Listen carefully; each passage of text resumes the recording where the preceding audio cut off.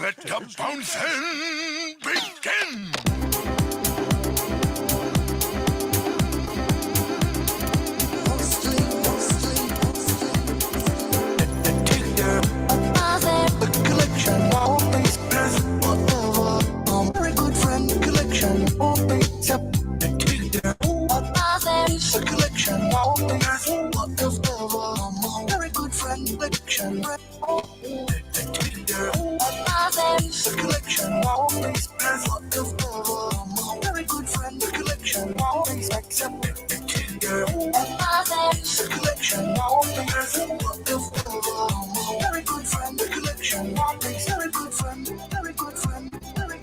Repeat after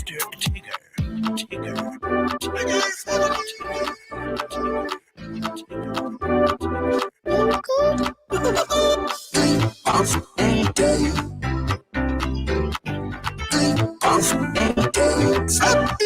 Mrs. Kingdom!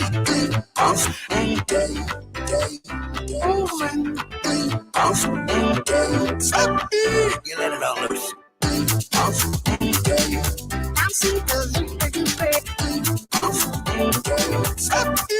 Mrs. Kingdom!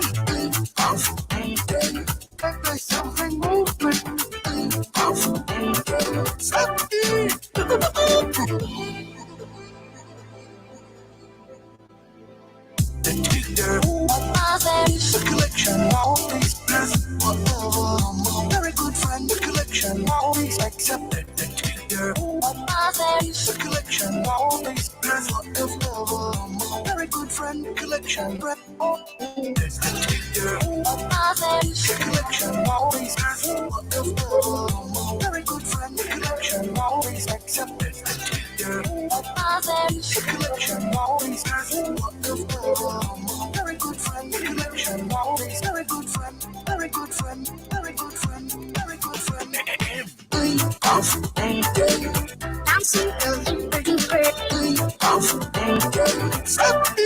This is Kingdom. There's something moving.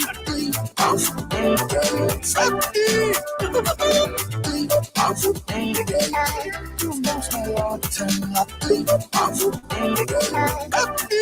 This is Kingdom. There's something moving.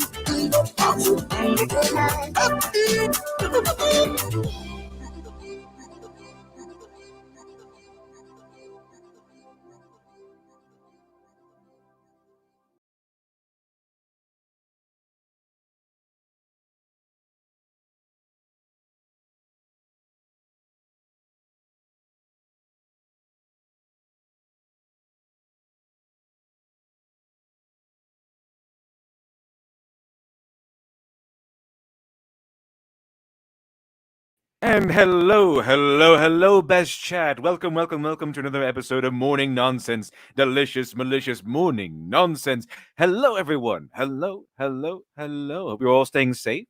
Hope you're all having a wonderful time. Well, at least, as a wonderful time you can have with the world outside burning to the ground. So I hope everyone is having a fantastic time anyway. Always make the best of what you have. You know what I mean? It's the essence of creativity. So hello everyone, welcome. Hello Agent Yokai Zero, welcome, Mark in 3D. Hello Barry Bend. Hello Off Nix. Hello Tristan Reinhardt. Hello Archmage. Hello Alex Tar. H Lobo. Hello Semantic Dragon. Hello everyone. Hello. Welcome.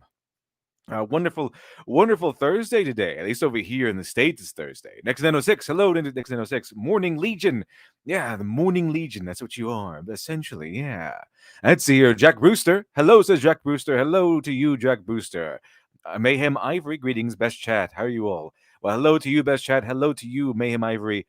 Hello, Drake the Duelist. Hello, Drake the Duelist. The Sushi Guy. Welcome, the Sushi Guy. Welcome, everyone. Welcome. It's going to be interesting today. Really interesting today because we have some interesting stuff, some weird stuff, and some good news stuff. Depending on your point of view, I suppose. Hello, Burf. Welcome, Burf. Hello, Death Metal Hero. Hello, Criminal Imagination. Hello, Gray Fox. Hello, everyone. Welcome. See here, RMSDX. Hello, RMSDX. Well hung and dung. Very nice. Hello, Darth Necropope. How's it going, LD? Well, it's going fantastic today. So far, anyway. So far. Hopefully, I can get the Superman script done by the end of today. Hopefully. Hey, Noble Commando, hello, Noble Commando. Hello, Matthew J. Nimnaw. And hello, Zero Rewind. Hello, everyone. Welcome. Welcome as everyone starts to trickle in. Fantastic stuff. Hello, Orcs and Gamers. Hello, Orcs and Gamers. It's going to be fantastic. It's going to be fantastic. I think we're going to have an interesting time today, at the very least. At the very least, an interesting time. Okay, so speaking of interesting times, you have a guest already. You have a guest, a very, very wonderful guest, decided to grace us with his presence. So let's see who it is. This is where the fun begins. Welcome, Shiny. Welcome, Shiny. Hello. I've released you from the basement today for a little while, and welcome to the. It's good to stretch my legs. Yeah. It's always good to have the same clone on hand because buying a new one is expensive. Ask the Dominion. It's ridiculous. Let's see here. So That's why you buy them in bulk. yeah, I need to start ordering from Camino instead of Wayun. They only do individuals, and it's copy. It's ridiculous. Well, the problem Okay. with Wayun is that he's manipulative and he charges you more than the worth. Yeah, and he's played by Jeffrey Combs. Makes him twice as manipulative. Before we get started, I want to start off a little bit light. Is this plays back to all these the tropes of RPG games and everything like that. The dialogue. He talk to someone. You just want to get to the thing. You just want to get to the quest or whatever. And they have this enormous backstory. Let me guess, you're going to play another Door Monster skit. Oh yeah, absolutely. They happen to be hilarious. Hello! Greetings, traveler. I can see that you're new to these parts. Alright, I've been walking for a long time, and I'm not in the mood for NPC banter. You ever played like a Mass Effect or one of those games, and they give you something like this, and it's completely off the walls from what you wanted them to say? It's kind of like that. You cut to the chase with this guy. Be direct. Not threatening, just assertive. All right, peasant. You are going to give me all the information I need to know and nothing else. No humorous anecdotes, no monologues I can't skip through, and no side quests, or I will turn your head into a fireball and use it to burn your entire village to the ground. What was that? I'm so sorry! Please don't kill me! I'm somewhat important to the storyline. I'll cut Why did your I do balls that? up and tell He's them all to freaked out Krogan. now. Exactly. Let's go neutral. You stab his neck. I should try to calm him down. Don't go overboard. Just let him know I'm not going to hurt him. Apologetic. My sincerest apologies, my lord. Please, take all of my gold, my valuables, and my max level wizarding staff as a humble offering of peace. What is wrong with me? Okay, if I want to make it out of this conversation, I need to stay as neutral as possible. You are truly a selfless hero. Please, what can I help you with? Whatever. I have lived in this village for many years. I know everything that goes on here. Whatever. Are you interested in some rumors? Or maybe some vastly overpriced goods that you'll just find on a feral dog outside of town? Whatever. And this is getting me nowhere. Just ask him how to get to the ice cave. How do I get to the ice caves? You. How dare you say such things about both my heritage and my livestock? Oh god, what is happening to me? I can still turn this around. All I need to do is construct a very cogent argument. Start with a general apology, then a little personal history. Tell him about my accomplishments, all the giant monsters I've single-handedly destroyed, how awesome it is that I can shoot fire out of my hands, then make an emotional appeal about protecting his land and family, and finish it off with a stirring speech about the fate of the world.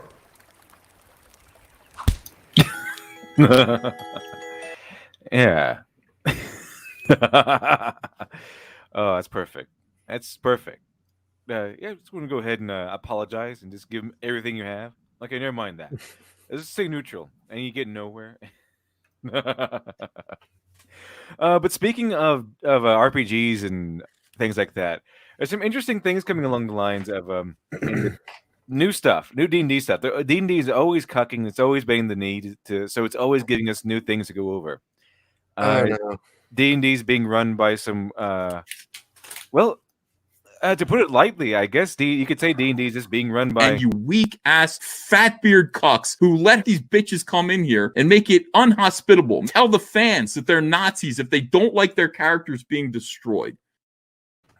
Yeah, just make it unhospitable and tell the people you're Nazis if you don't like the changes that they're doing. You don't like the fact that we're, I don't know, altering game mechanics so that it can be more woke.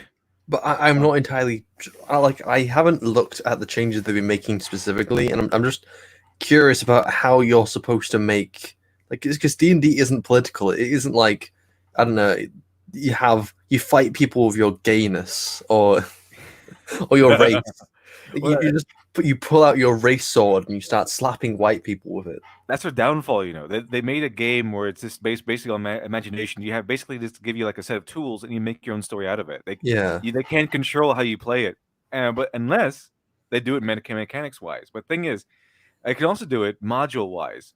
And Dungeons and Dragons fans seek to remove the removal of Oriental Adventures from online marketplace.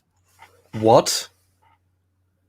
Very strange stuff. Okay, so this is going. So they want to remove an expansion. Yeah, they want to remove Oriental Adventures from the marketplace. And isn't this kind of a strange little? Are they trying to say it's racist because it's like Asian countries or something? Like, yes. I mean, I haven't played this expansion, but it's kind of just. I don't think there's going to be any issues with it. It's just introducing, from what I can see, different Asianic aspects. So it's like saying, oh, we should remove Avatar: Last Airbender because it's an ancient Asiatic like world, you know, with dragons. Like, obviously, the dragons have a very direct influence from things like the Chinese dragon and lots of other things. And the whole idea of bending is kind of like kung fu and a lot of Asian martial arts. And why is it though that we're getting rid of Aunt Jemima here in the States? We're getting rid of Uncle Ben. How come all this woke stuff that's supposed to be sensitive towards the minority and everything is the final result is that we're wiping away all the minority projects and products? So we're used to have Aunt Jemima. Sometimes you have to burn the world down to build something on top of it. Yeah, something like that. Like in Cisco, like this. Sometimes you destroy the world because you burn down the house because too many termites, and you build a new house.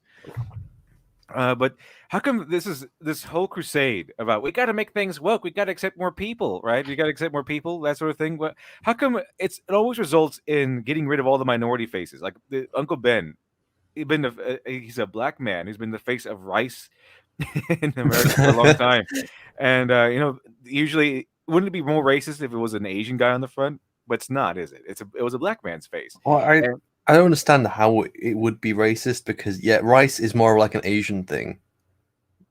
It mostly comes from Asian country. Like the whole idea of rice was never originated in Europe. It was like an Asian thing. Yeah. So what's going to be next? So we're going to get rid of I don't know, Dora the Explorer because she's Hispanic. Are we going to get rid of how come all these weird liberals, these far leftist liberals, they are crying about how we got to get rid of things and to protect the minority, to make things more equal, and how the minority is being oppressed. And that's funny. The minority is being erased. There's probably some like Nazi out there which is like really happy that like minorities are being removed. Yeah, exactly, right? So they're like, oh, this is great. I don't even have to do anything. Like the best thing that could happen to the white supremacist people are far leftist white liberals. That's why. Oh, well, fantastic! You're wiping away all that. I don't have to look at all these minority faces anymore and products. That's what they're saying. That's exactly where they're taking it. Like, we're getting rid of all of this so we can protect the minority and all the white supremacists. Like, so let me get this straight. You're quote unquote protecting the minority by getting rid of all the minorities in products and stuff. Yes. Okay. Ooh, I'm so sad. Please stop. Please don't wait. Come back. Oh, we got to represent more people. Why don't you entertain people? Why don't you stop applauding yourself? Yahtzee. Yeah, the other one, yesterday's stream, by the way, did get demonetized. I don't like. I think Uncle Ben's probably more of like an American thing, but I've heard of it. It's American. So it's like I don't. It looks like I look at the packaging and it looks fine. It just looks like a friendly man, just kind of smile, kind of like it kind of just going for the idea of like, oh, your uncle who like I guess we all have those uncles, right? The ones which have like kind of obsessed with cooking and they're really good at it. Sean, we got rid of Aunt Jemima and Uncle Ben. Okay, We're getting rid of all the wholesomeness. But what? It doesn't. I don't see the problem with it. Maybe I'm wrong. I'm just. Is it racist? What's the argument being made here? Apparently, it's racist because it's a black man's face, I guess. These 5 racist food brands on our shelves. Liberals see these far leftist NPC weirdos. Okay, they see a black man's face on a product and they instantly think, "Oh, that's racism." They saw orcs. Oh, that's racism. Okay, this is the same people. Same people. Market 3D, thank you for the 400 huffs of internet gas. America, country of immigrants. Culture not allowed. Exactly. Can't allow culture here. Can't have people just bringing in their cultures. That'd be ridiculous. So, that'd be a scar in the eyes of these far leftists. What are they going to do? Just going to replace him with a white guy?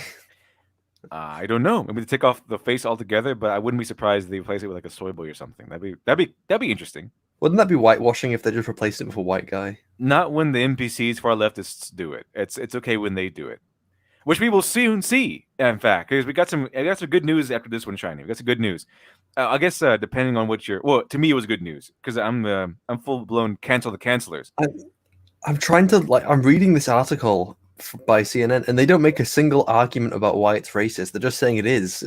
It's just racist. It's like the Purge. The Purge just works. Apparently, the Purge just works. It's just racist because Satan is the arbiter of what is and isn't racist.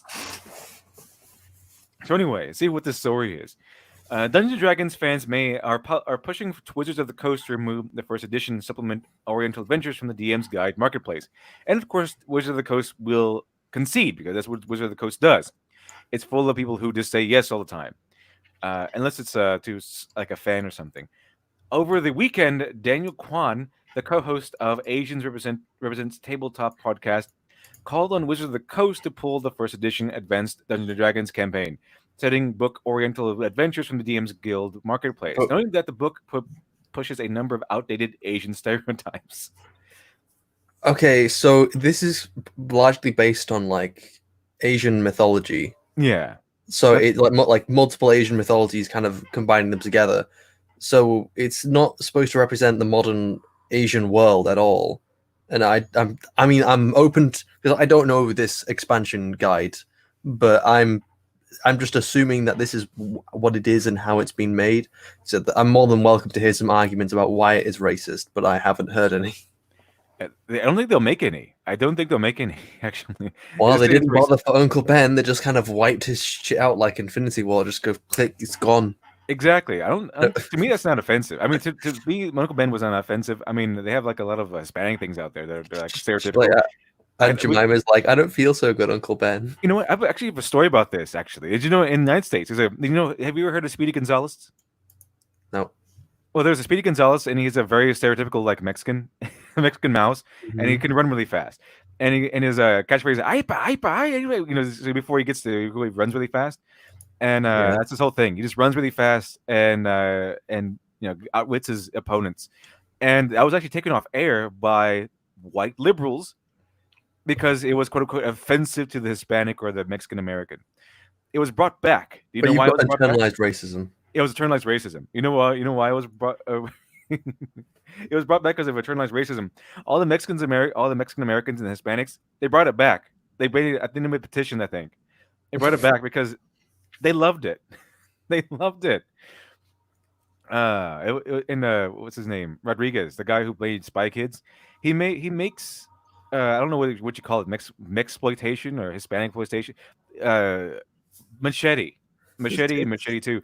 Those are exploitation movies, but they're not blaxploitation, like Mexploitation or something like that. And guess what the audience for that is? Hispanic Latinos. So the thing is, I watch a lot of American media, and a lot of American media, they kind of go for these really shitty English stereotypes. I don't think I've ever been insulted once. I don't care. It's like you go, "Oh, want some tea, sir? Oh, yes, very, very good, old chap." It's because it's funny. Like, I don't really laugh at it. I don't really find it funny. I just think, I guess if you're British, it's not funny, but no, it's kind of like, okay, I can see why people find this funny. It's like, I don't have a problem with it. I'm not offended. You enjoy it all you want, and I'm sure there probably are some British people that do have a good laugh. Yeah, I mean, also there's a reason why George Lopez, for example, who has a new special on Netflix, by the way, is is funny. It has a big audience because he makes fun of the culture. I'm secure enough to like, because these are so when it comes to things like British stereotypes, even if they're not trying to stereotype, it's because the stereotype about tea is because a lot of fucking people like tea. That's just a fact. It's not offensive to say English people like tea. It's just Tea. and it's like, oh, it's not offensive to say, oh, bloody hell, or like bugger or wanker. Hey, you bring tea around here in America, you just dunk that in the ocean. And see, we got a new guest in the background, so let's see who it is.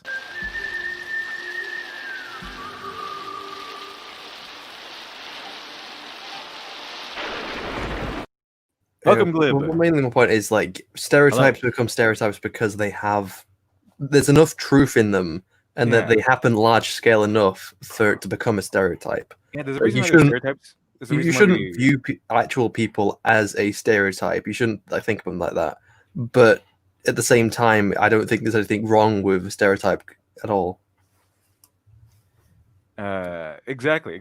So what it means is that, yeah, that stereotypes are there for a reason. Like, there's a reason why we associate certain things with certain people.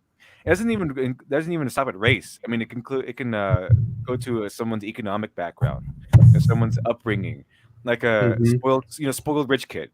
I was about to go to that as well. Yeah, a kid who's raised in a rich home doesn't really know anything about the world because that's a heavily used stereotype as well. Yeah, and there's a reason why that exists because it's a lot of the time it's true. Now, it's not true every single time, obviously. Yeah, because it's a stereotype. Well, as I said, you have to remember that stereotypes aren't people.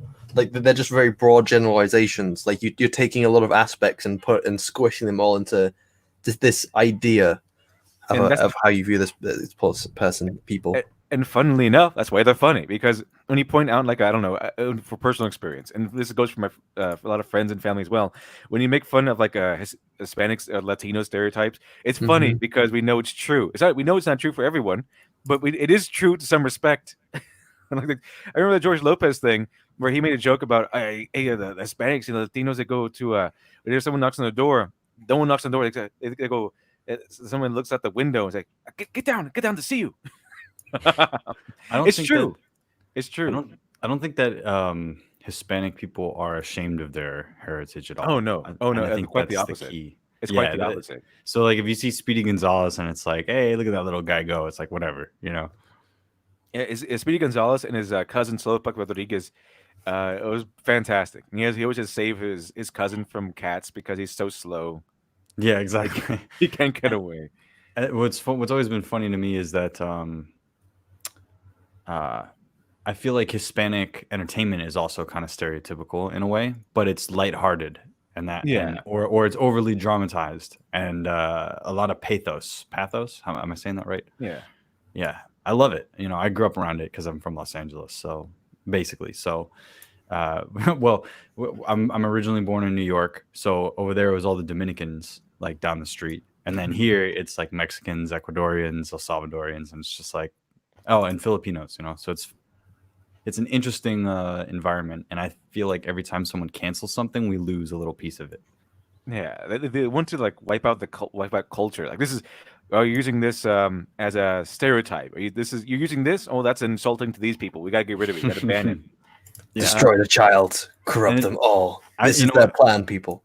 I was yeah, right, Alex Jones. I was listening to you, Literature Dell, and I was just thinking how it's like kind of the warped version of like the KKK or something, where or the moral busybodies of the Satanic Panic, or it's always the same actions, which is to censor and to remove stuff that's offensive. It's just what's deemed offensive is conditional based on whatever's outrage bait. Pretty much, yeah. Whatever's in the fashionable thing to get rid of, fascist thing to get rid of. That's what you get rid of. We're protesting the factory farming this week. It's so trendy. If I wasn't so damn peaceful and in line with the Force, I'd get up and I'd smack the shit out of you. Okay, so the getting rid of Asian, the Asians Represents Tabletop podcast is once to get rid of the Oriental Adventures thing expansion set for on the marketplace. So Quan wrote on Twitter, when you buy Oriental Adventures, you show Wizards of the Coast that you are okay with Asian people being represented by blatant stereotypes. Okay, so I should buy it then. Quan wrote on Twitter, he also noted that by having Oriental Adventures available on sale, it shows consumers that these legacy products are to be consumed despite their use of dated and racist stereotypes.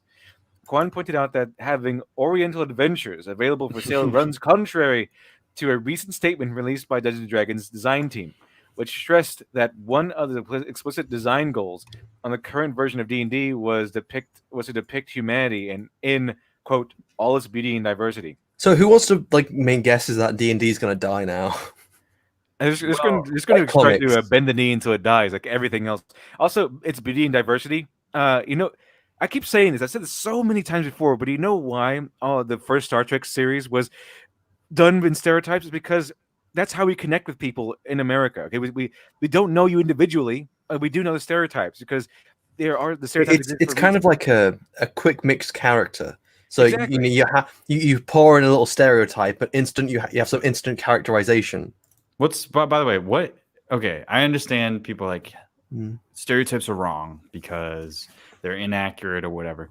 But honestly, I never met anybody that I never met a person that I wanted to know better, that I felt like had depth, that was easily reduced into a stereotype. And you always feel foolish. You meet somebody and it's like some guy who's Indian or something, and you're like, oh, he's an Indian guy, he's gonna talk with that accent or whatever, and then he's like, hello, how are you doing? I'm I'm an MMA fighter. You're like, what? It doesn't add up because people are individuals and we all know that. The stereotypes, like what Literature Devil is saying, it definitely comes from people not knowing about stuff. But on the other hand, it also comes from exposing the negative aspects of a group, and that's something that we've lost in our culture because we'll criticize people on one hand, but then if you criticize something that is to do with a group, then it becomes a huge issue if it's protected groups. So if we say that, I hate that stereotype of the lazy Mexican or whatever, it's like, yeah, but that's because that's like a negative aspect of that personality type that we're talking about.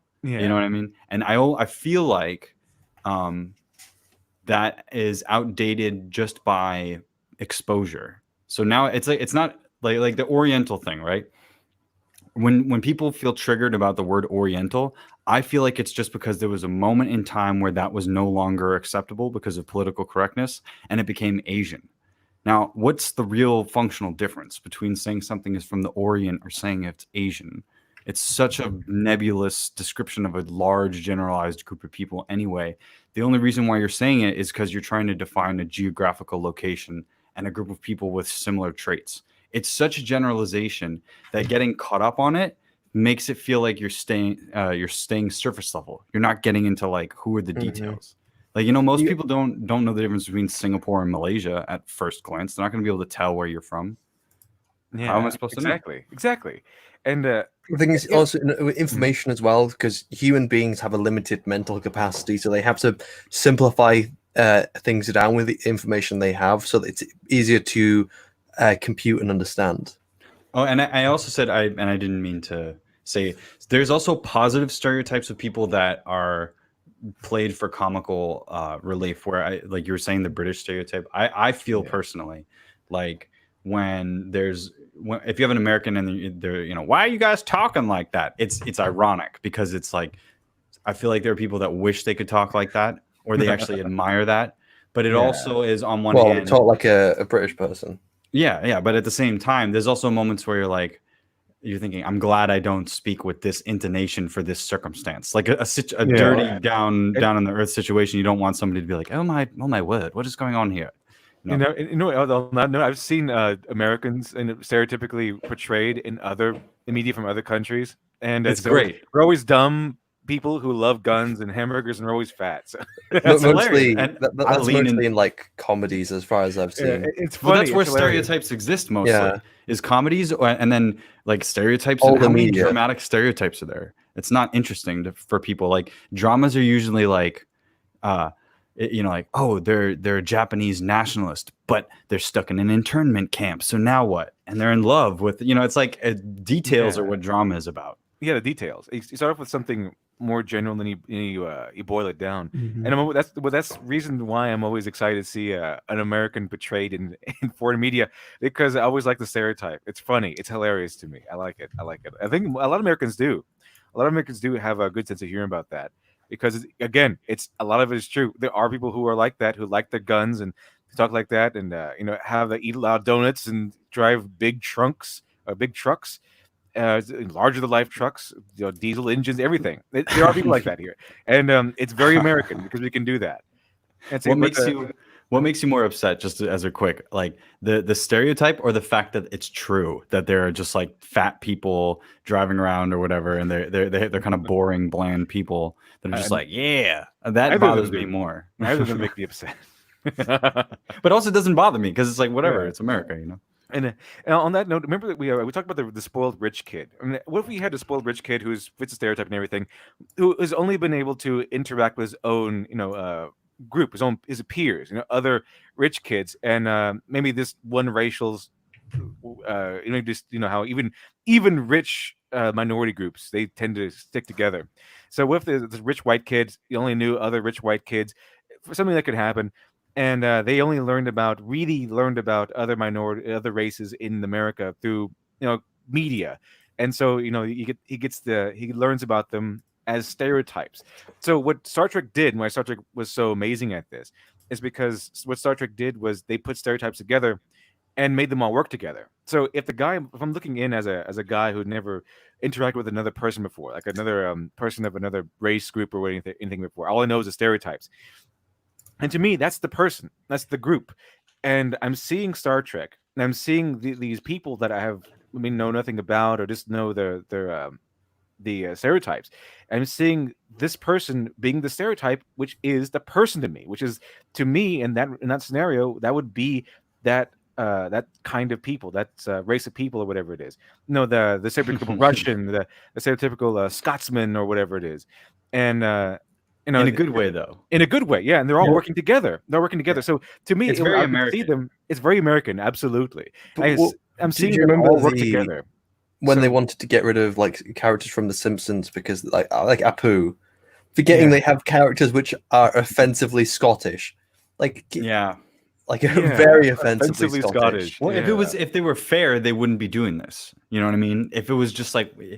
You can either be offended or you can appreciate it and just go, oh, okay, or move on. You have all these options.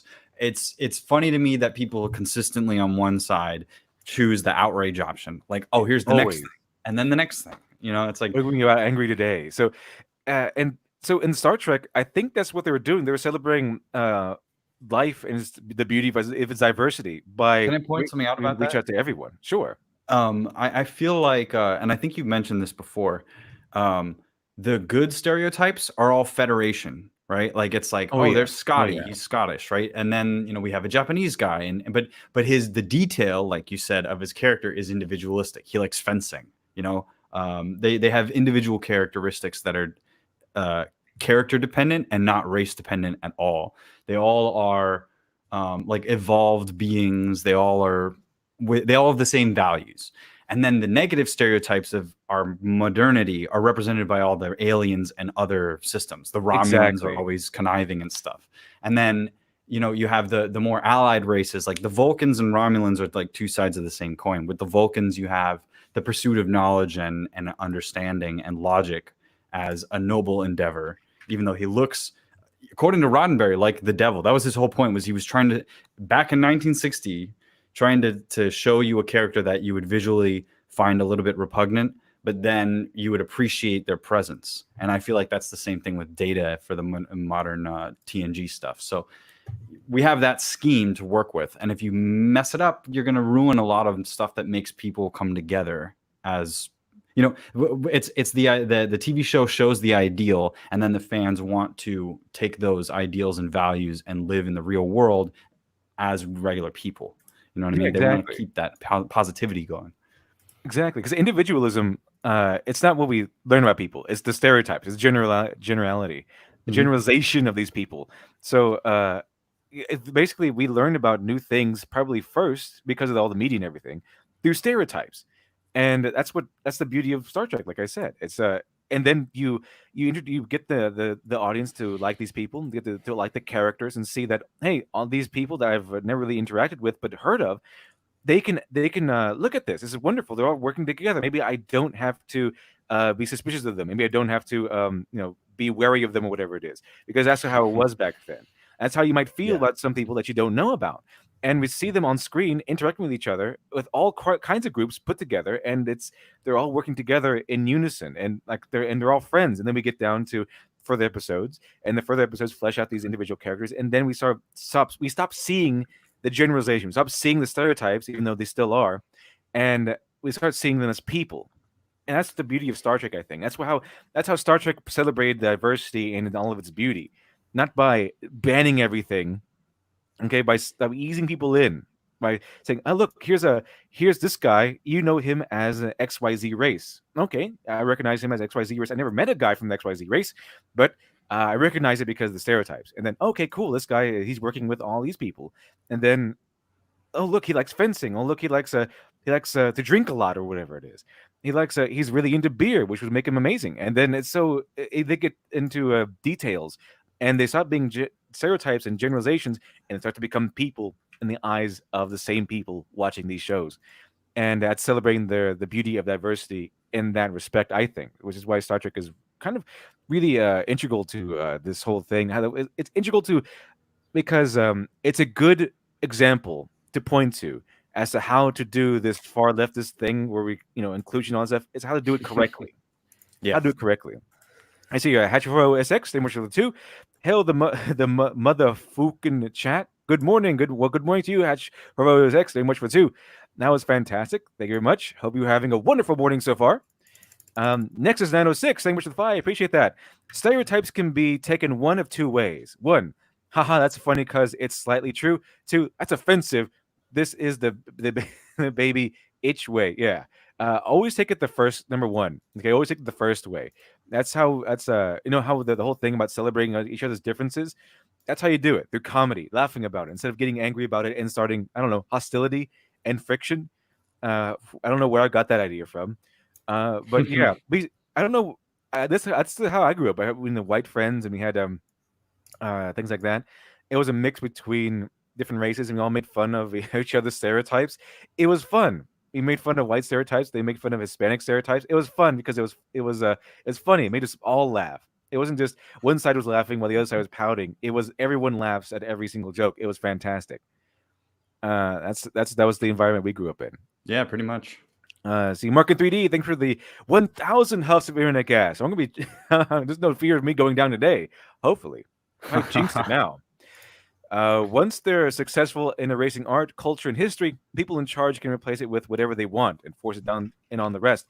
Yeah, exactly. And that might work in a country where they, the government controls everything. But unfortunately, America, well, fortunately for them, America is capitalist. So when they try to take away some other art, we get things like Comicsgate, where we just people just come in and say, "Hey, look, they're getting rid of that art, and there's a lot of people who want that art, so we're going to go ahead and provide it. Come over here. Come over here. We'll give you what they don't want you to have."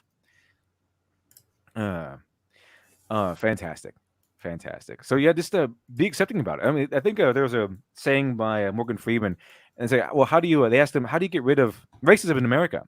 And he says, "Well, stop talking about it. Stop talking about it. Okay, stop bringing it up all the time. Stop reopening that wound over and over and over and over and over again. Okay, let it heal, and then let it go away. They become a scar. It will always remember, but let it heal. Stop opening that wound." Yeah, they keep doing that, and it's frustrating because I felt like it was when I was growing up. I think you had shades of this too. Like, none of my friends really were racially considering anything. It wasn't really until they started to plug it into the schools, until they talked about it on the news every day and trying to just keep going at it, that people started to talk about it. And it's exhausting because we don't live in a country that's set up for that at all. We never as a group of people were moving in that direction really anyway. Since the Civil War, we've been trying to get over it and stuff. Nobody really wants to deal with it anymore. And so we're just bored of it. Can you take it easy? He's stop talking about race for 5 minutes. Yeah. Fantastic. But that's strange because to me that's why this guy is so upset about quote unquote the Oriental adventure thing, because according to Wizard of the Coast, they want to depict humanity in all its beautiful diversity, and a good way to do that is by putting diverse characters, sure, maybe diverse cultures in there, but making them to where people who aren't part of that culture can recognize it. They can point to that and say, "Oh, look, that is." This isn't even talking about modern day Asians. This is Asian stereotypes. It's like it's ancient Asiatic like world, and this is storytelling as well. Stereotypes used as a instant mix for like a character. You just whip it together very quickly. You have some characterization. I'm telling you, it's just the word Oriental that's bothering them. Probably. And this isn't even actual Japan or actual China or actual Korea. This is fantasy. Yeah, it's very generalized of the mythology around Asian countries. It is taking mythology and popping it into a fantasy world. The same way they did with European mythology.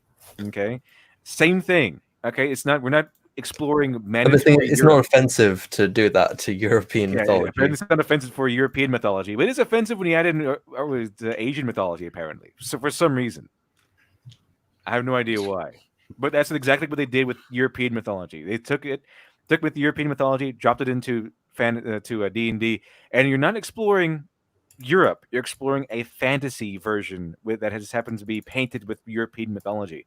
Same thing with the Oriental Adventures. I would imagine you're not actually going to Japan, unless you want to, obviously, but you're not actually going there. They're going to a world that is painted with Asian mythology. It's kind of like going to the world of Avatar: Last Airbender almost, because that is an Asiatic like world, as I mentioned before. Yeah, exactly, but you're not exploring actual China or actual Mongolia. It's fantasy. Let's see here. Oh, Market 3D. Oh, it really is just the LD's video leak. Oh yeah, just Market 3D released my video.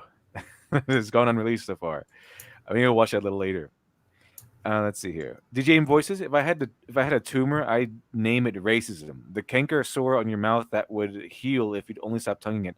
Oh, very nice. It's a Fight Club. It's a Fight Club reference. Very nice, very nice. I like that. Let's see here. Oriental Adventures was originally published by TSR, the original publisher of D&D, back in 1985. It was the first D&D supplement to the focus on non-European inspiring setting. So that's kind of strange because now we have a predicament, right? We have D&D is made by a bunch of white men, and all it depicts a bunch of white European countries. Oh, hey, here's a supplement where we can explore non-white countries, non-European countries. That's racist. Well, what do you want? What do you want from us? Well, they're never happy, are they? That's the problem. They're never happy. You can't do anything. It's like you do this, you're fucked. You do that, you're fucked. It's like, oh well. You've ruined Star Wars. Why is D&D ruined? You ruined D&D. Okay, they made European They made it European at its base, and then everyone says, "Well, what about everyone else? Huh? How come it's all just white guys? How come it's all just white cultures being celebrated?" Okay, well here's some Asian. Here's an Asian. Okay, so what was happening in like ancient medieval China is very different to what's happening in medieval Europe.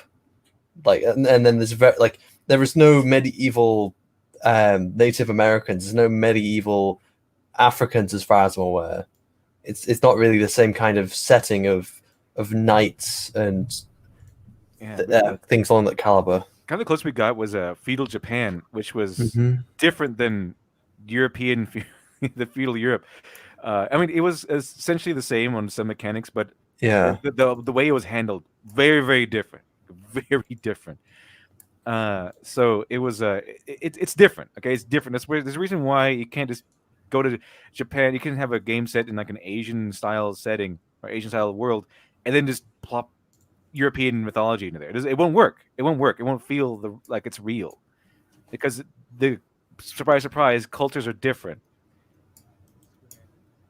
It's like all of a sudden you have these. What was it like? I'm probably going to be offensive here because I don't know anything about medieval Africa but then I assume that they, I don't know, tribes or something. You just come across some random African black tribes in the middle of some random D&D. It's like, hey, we're inclusive, we're including history, but oh no, that history is also racist because you're saying black people are tribesmen. It's like, so we can't win then, can we? We can't include medieval Africa because it's racist, but we also apparently need to include other cultures. You can't win. The whole point is that you can't win and you lose. And I'm like, no. The only winning move is not to play this stupid ass game. It's on fire! Whole thing's on fire! All of it's on fire! Welcome, Agent Yokai Zero, by the way. Is that his intro? Hello, everyone. That's his intro. That's his intro. Everything's on fire! That was your intro for today. Okay. Okay, so yeah, it's crazy. It's either you either don't include other culture supplements for D&D, and they call you racist for being a white supremacist for just focusing on European culture, or you include other cultures and you're called racist because you include other cultures, and it all just stereotypes and stuff. Well, perfect. What a wonderful winning strategy you have there. We have some interesting other news, though. Some interesting other news, I think. Let me see here. It's 45 seconds. Let me see if I get this. Here we go. Well, there's this apparently there's this lady who did a TikTok where she was going to go around and stab people if they said things like "all lives matter." What? Yeah, she made a TikTok where she's saying, "Well, I'm gonna go ahead and stab people for saying all lives matter." Lady, that's fucking murder. That's attempted murder. You can't do that. But then she found out that she lives in the world that she created, and she got canceled by right wingers. Like, the right wingers use the same rules that left wingers have been applying to right wingers for 4 years, and canceled her.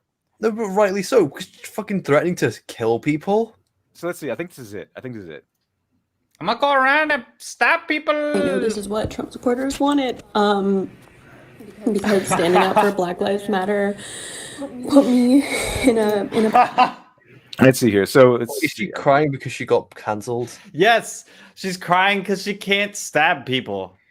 Let's see. Oh, I said I was going to stab people, and I threatened violence, and now I have no job. Wanted. I just wanted to kill.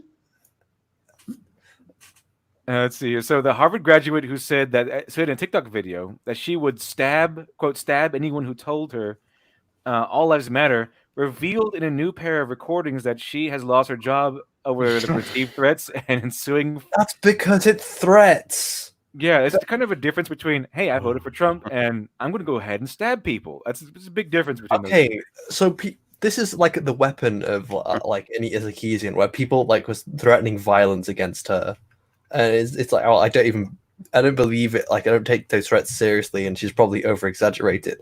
But it's like, oh no, it's okay when we make threats, when we threaten to stab people who disagree with us. I think this is it. Let me see if let's watch her TikTok video. The next person who has the sheer nerve to say all lives matter, I'm gonna stab you. I'm gonna show you my paper cut and say my cut matters too. An analogous joke that Trump Twitter thought was real. Oh my God, they thought it was real. Bitch, a threat's a threat. That didn't sound like a joke. It is real. I mean, you want to be real, let's be real. Most of the time it ain't a threat. The next person that says all lives matters getting a cake to the face. No, I don't believe she would actually go. Well, I don't know. Maybe I don't know how fucking crazy. Oh yeah, I don't believe she would do it either. But go. I mean, to be honest, she probably believed she was going to do it. Let's see here. It's like, okay, you tried to do the exact same thing, or people at least like you tried to do the exact same thing of trying to, people say, oh look, they're threatening me. Look how threatening they are. And then they cancel that. Oh no, they took it seriously. It's all, woe is me. I'm the victim. Woe is me. I threatened to stab people and now I got fired. So sad. So sad for you. And you got canceled in a culture that you helped to build. Okay. Congratulations. So you played Congratulations. You played yourself. I see. You're an idiot. So let's see here. 1906, number 5. I just realized that this whole offense culture has created entertainment entropy. Thoughts? Yeah, pretty much. I think That was- I think you're spot on there, actually. I think Lucha Devil said it. What do you say? Bread tubers make one kind of video, like SJWs make one kind of movie or story every time, and we're just bored of it now because we've already seen it a million times. Yeah, it's either this is why liking this makes you a white supremacist, or this is why hating this makes you a white supremacist. Did you cover what happened in the chop zone in Seattle? No, I didn't. Oh, They shut it down. Oh, they did? Yeah. Yeah, because there were a whole bunch of people that wanted to cancel the police. They didn't want American law in there, so they made themselves they made this a portion of Seattle just its own solitary nation, so that they could all break all the laws and rape women and do whatever they wanted. And then when it didn't work out, they seemed to be surprised about it. Well, who's they is the question, because it's a bunch of random. It was people. just, yeah, it sounds like it was just a small area in Seattle. Let me tell you what really happened right there. So what just happened is they had 5 murders or shootings. I think 5 shootings over the course of this thing existing for like 3 weeks. It's supposed to be like this little autonomous zone called Chaz, and then there was a supposed drive-by shooting the other night. But what they found so far is that a 14-year-old and a 16-year-old kid who were probably stealing a car were executed basically by the Chaz quote-unquote security guards. Whoa. Now that wasn't the reason why they closed down Chop or Chaz or whatever. The reason why they closed down this stupid project is because the BLM protesters finally marched to the mayor's house, who had been supporting them, saying maybe we'll get a summer of love. Maybe it's a peaceful. And those two, is that where that two, those two guys, that couple came in with guns and they couldn't approach the mayor's house because they saved him with guns. They were going to this private property. Yeah, that was like a different incident too. I think I'm not even sure, but the mayor finally had enough after her house was protested against, which is one of those classic like let them eat cake. Oh yeah. It's not a problem until it's a white liberals problem. Mhm. Exactly. Until it's in my backyard, it's not a problem, and I see it all the time in democratic cities. So that's they're shutting it down, and then immediately once they shut it down, New York is opening up their branch or whatever. Like suddenly there's outside of City Hall, there's going to be one. And it just reminds me of Occupy and how Occupy was located next to City Hall. And I really question what exactly is going on there, because it seems so obvious. Like, all right, I'm going to have, it's next to the Capitol. It's in line of sight of the police. Is it just a big setup? You know, is it, or what's going on here? Why is it always right next to the Capitol? Why is it like rotating around different democratic cities all the time? Very I have odd. no idea. It is very odd. But again, it was what was it? If it's my business burning down, suddenly I'm racist or whatever it is for complaining about it. But when the mayor's house, when slightly not even burning down, but when they approach her house, suddenly it becomes a real. Oh, problem. I can't park my car. Maybe we should do something about Yeah, this. my gardener can't come in to do my garden. My pool man can't come in and clean my pool anymore. Okay, this stuff has to end. Yeah, exactly. It's inconvenient for me now. That's where they draw the line. When it's inconvenient for us, it's okay. When it's inconvenient for them, my business is burning down. It's fine. When they can't get their pizza delivered, it suddenly becomes a real problem that needs to be shut down. Yeah. Yep. And see, so a Harvard graduate who said on a TikTok video that she would stab anyone who told her all lives matter revealed in a new pair of recordings that she has lost her job over the perceived threats and ensuing fervor. Standing up for Black Lives Matter, but being a place online to be seen by millions of people. A teary Clara Janover said in a new video posted Wednesday afternoon, the job that I'd worked really hard to get and meant a lot to me has called me and fired me because of everything. Because you threatened to stab people. What a weird predicament. Janover's LinkedIn accounts listed her as an incoming government and public business service analyst. Maybe if you're an incoming government and public business service analyst, you shouldn't be going around threatening to stab people. Just a suggestion. Yeah, maybe it might be a good idea. You work for the government. Don't go around saying I'm going to stab people for saying something. Oh my god, they canceled me for saying I'm gonna stab them. Like, can you imagine if like Mark Zuckerberg or whatever? It's like not Steve Jobs' name, Tim Cook or whatever is at Apple, and he's on stage like, and anybody who says that this new iPad is not the shit, I'm gonna stab the shit out of you, bitch. Like, Yeah, it's not gonna happen. That's not corporate. What if they said that? What if they said that? It's not something you say to if you're going into a certain position. You just, in fact, it's probably a good idea if you actually didn't go around saying with all sorts of enthusiasm, without any sense of humor behind your voice, that you're going to go around stabbing people because they said something to you. Imagine he's like doing the Mac keynote and he's like, all right, and now the time has come, my brethren, to kill all Windows users. Rise up, my Mac fans. And if you criticize, if I see one person using Windows, I'm gonna fucking stab them. You're gonna go execution style on everybody for using Windows. Mac lives matter. Mac lives matter. Exactly. In that skull, it's like, I'm gonna fucking stab you.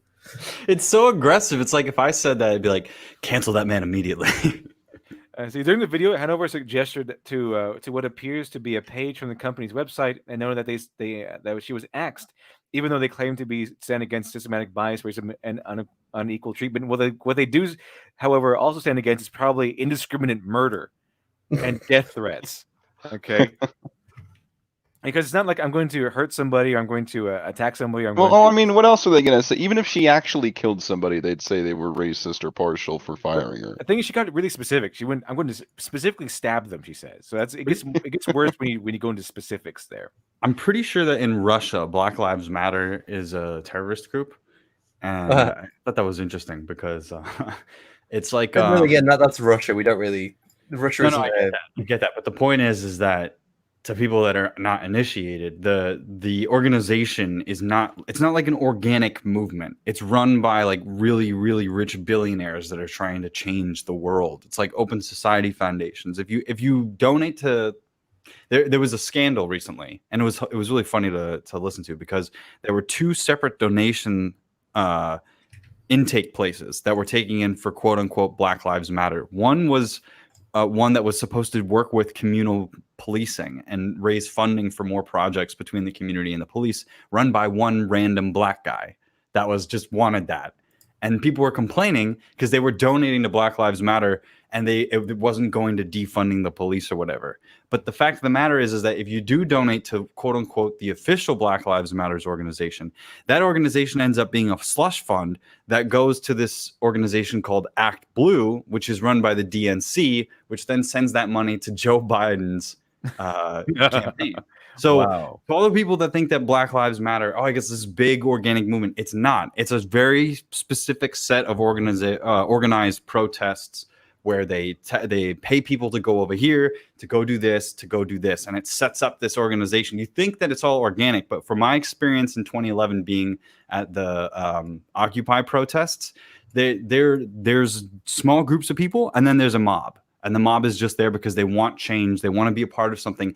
And the crazy thing is, I think most of them think that it's relevant because they read about it in their social studies history book.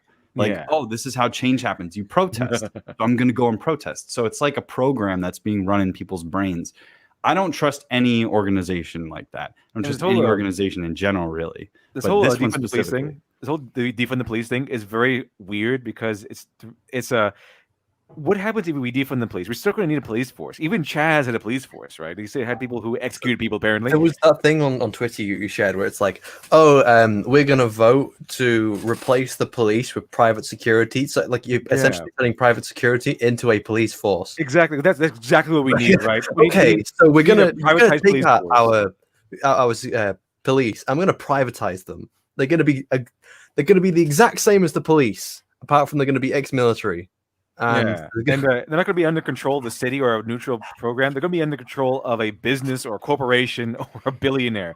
That's not exactly ideal. The police are they're responsible and they adhere to rules set forth by the city and laws. So who enforces the laws? Who makes the laws? It's the government, but who enforces them?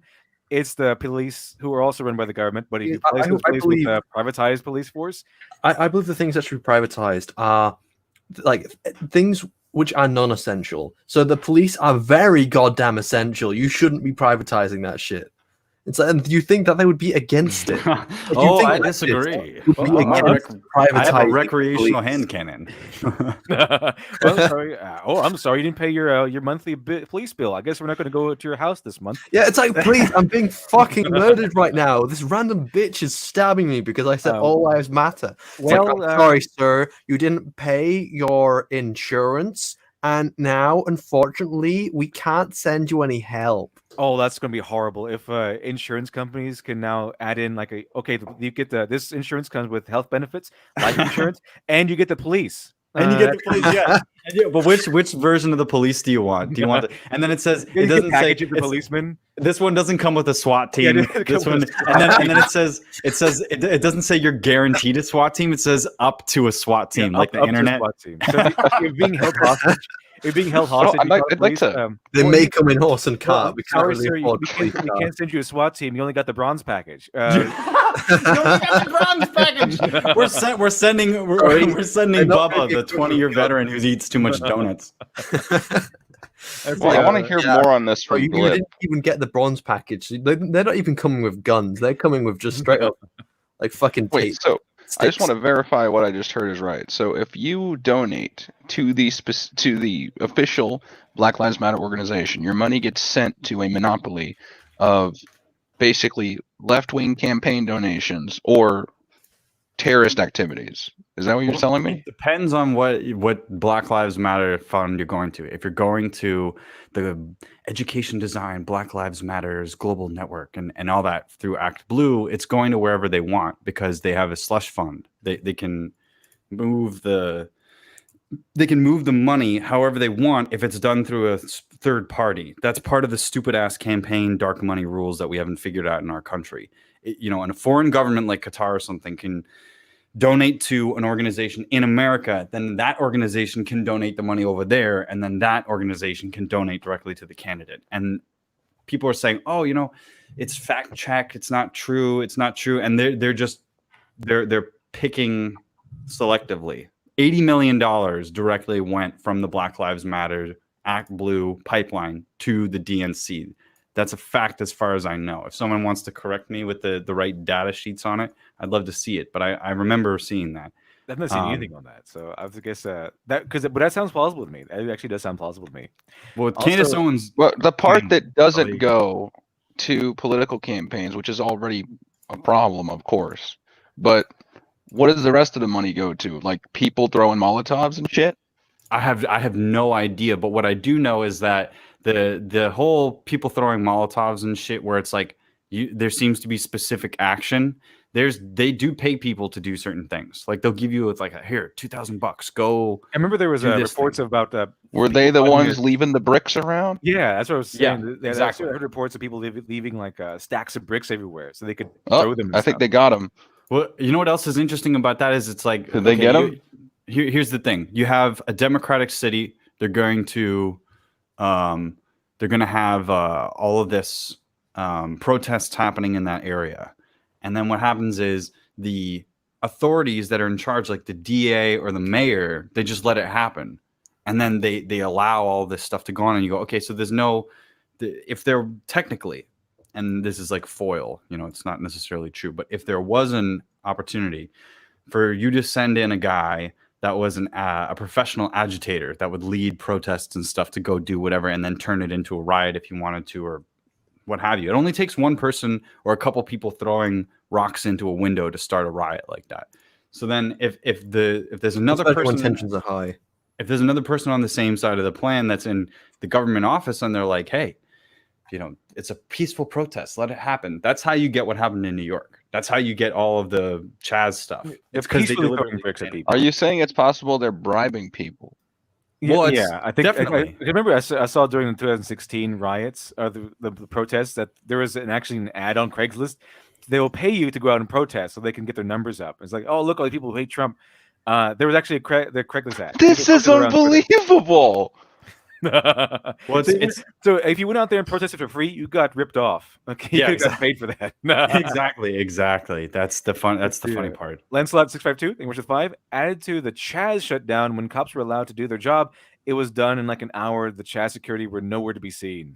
They were nowhere to be seen because they realized that there's like what are they going to do? They're going to fight the cops. They're going to shoot the cops with their AR-15s that they've been walking around. Yeah, they can't do that. They can't do that. They get a bronze package. They didn't get the bronze. There was 200 cops or something out there with like technicals and stuff. They're like ready to go. All they had to do was walk in because in reality, the people that are in charge of this project, they want to leave before the police can trace them or whatever. And what I find suspicious is that the idea that the feds haven't been part of that. You know what I mean? They haven't. You're telling me that the Department of Justice and all their myriad organizations haven't been like trying to spy on all these people in the Chaz. Think about here's my point. From my perspective, I see this all happening because it's an election year.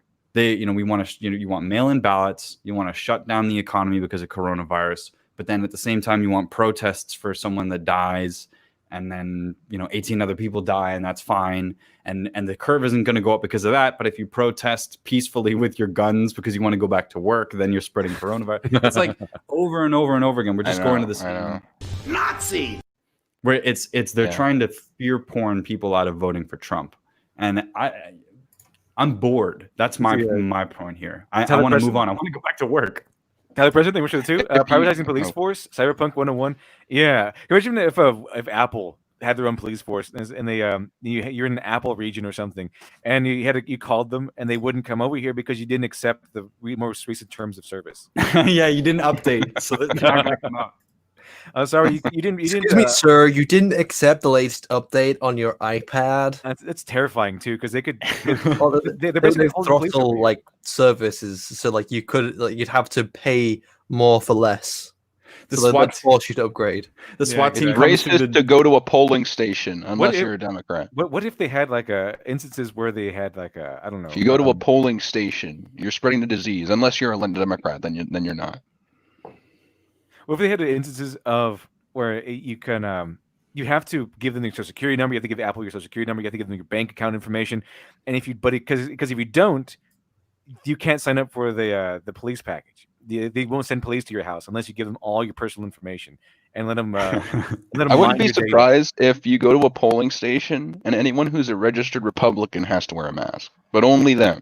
Oh, did you see they did a thing in Oregon where the guy that was in charge of it said only white people need to wear masks because I saw that. I saw that here. Wow. So I don't know what's going to happen. I don't think. What is this, Looney Tunes? Come on. Only white people are diseased, I guess. According to that. I also remember when the COVID-19 first came out. A lot of these white liberal people, they were saying, if I catch it, I'm going to a Trump rally and getting all these Trump supporters killed. These people are sick. They're in literally DJ and Voices, English of the 5. From what I can gather, Act Blue mainly processes payments from often left-leaning fundraisers, but doesn't fund individual candidates openly. Not openly. I don't understand what you're talking about. If you go to secure.actblue.com/donate/DU for Joe, you can donate to the Democratic Underground for Joe.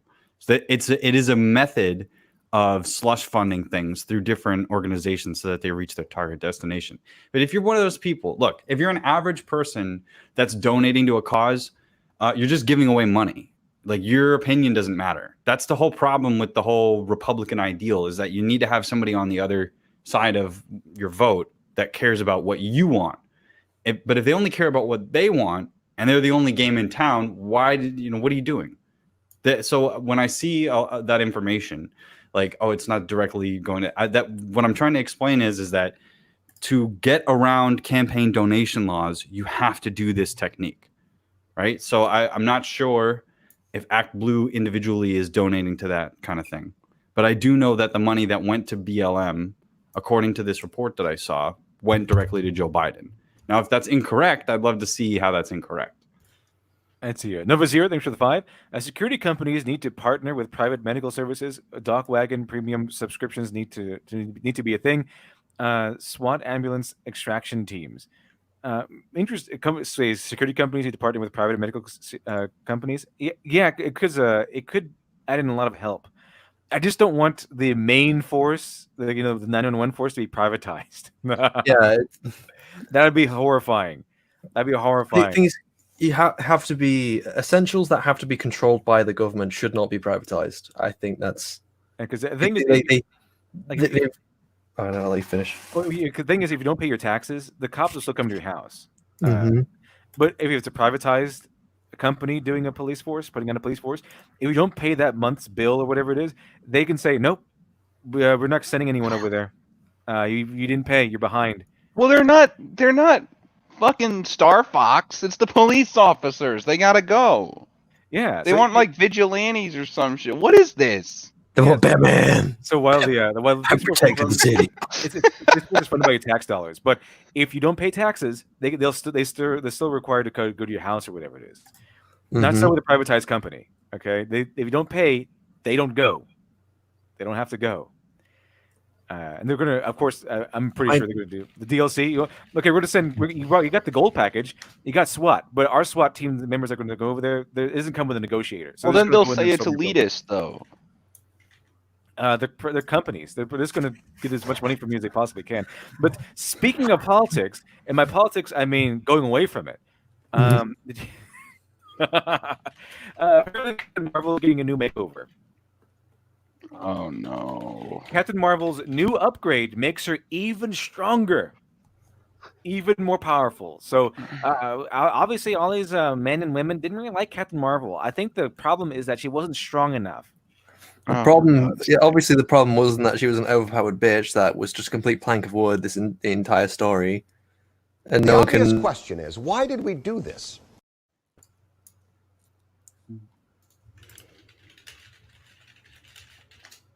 Because they want to make everybody angry. That's why. Yeah, pretty much. Complete plank of wood. Shiny was right on that one. She was too powerful.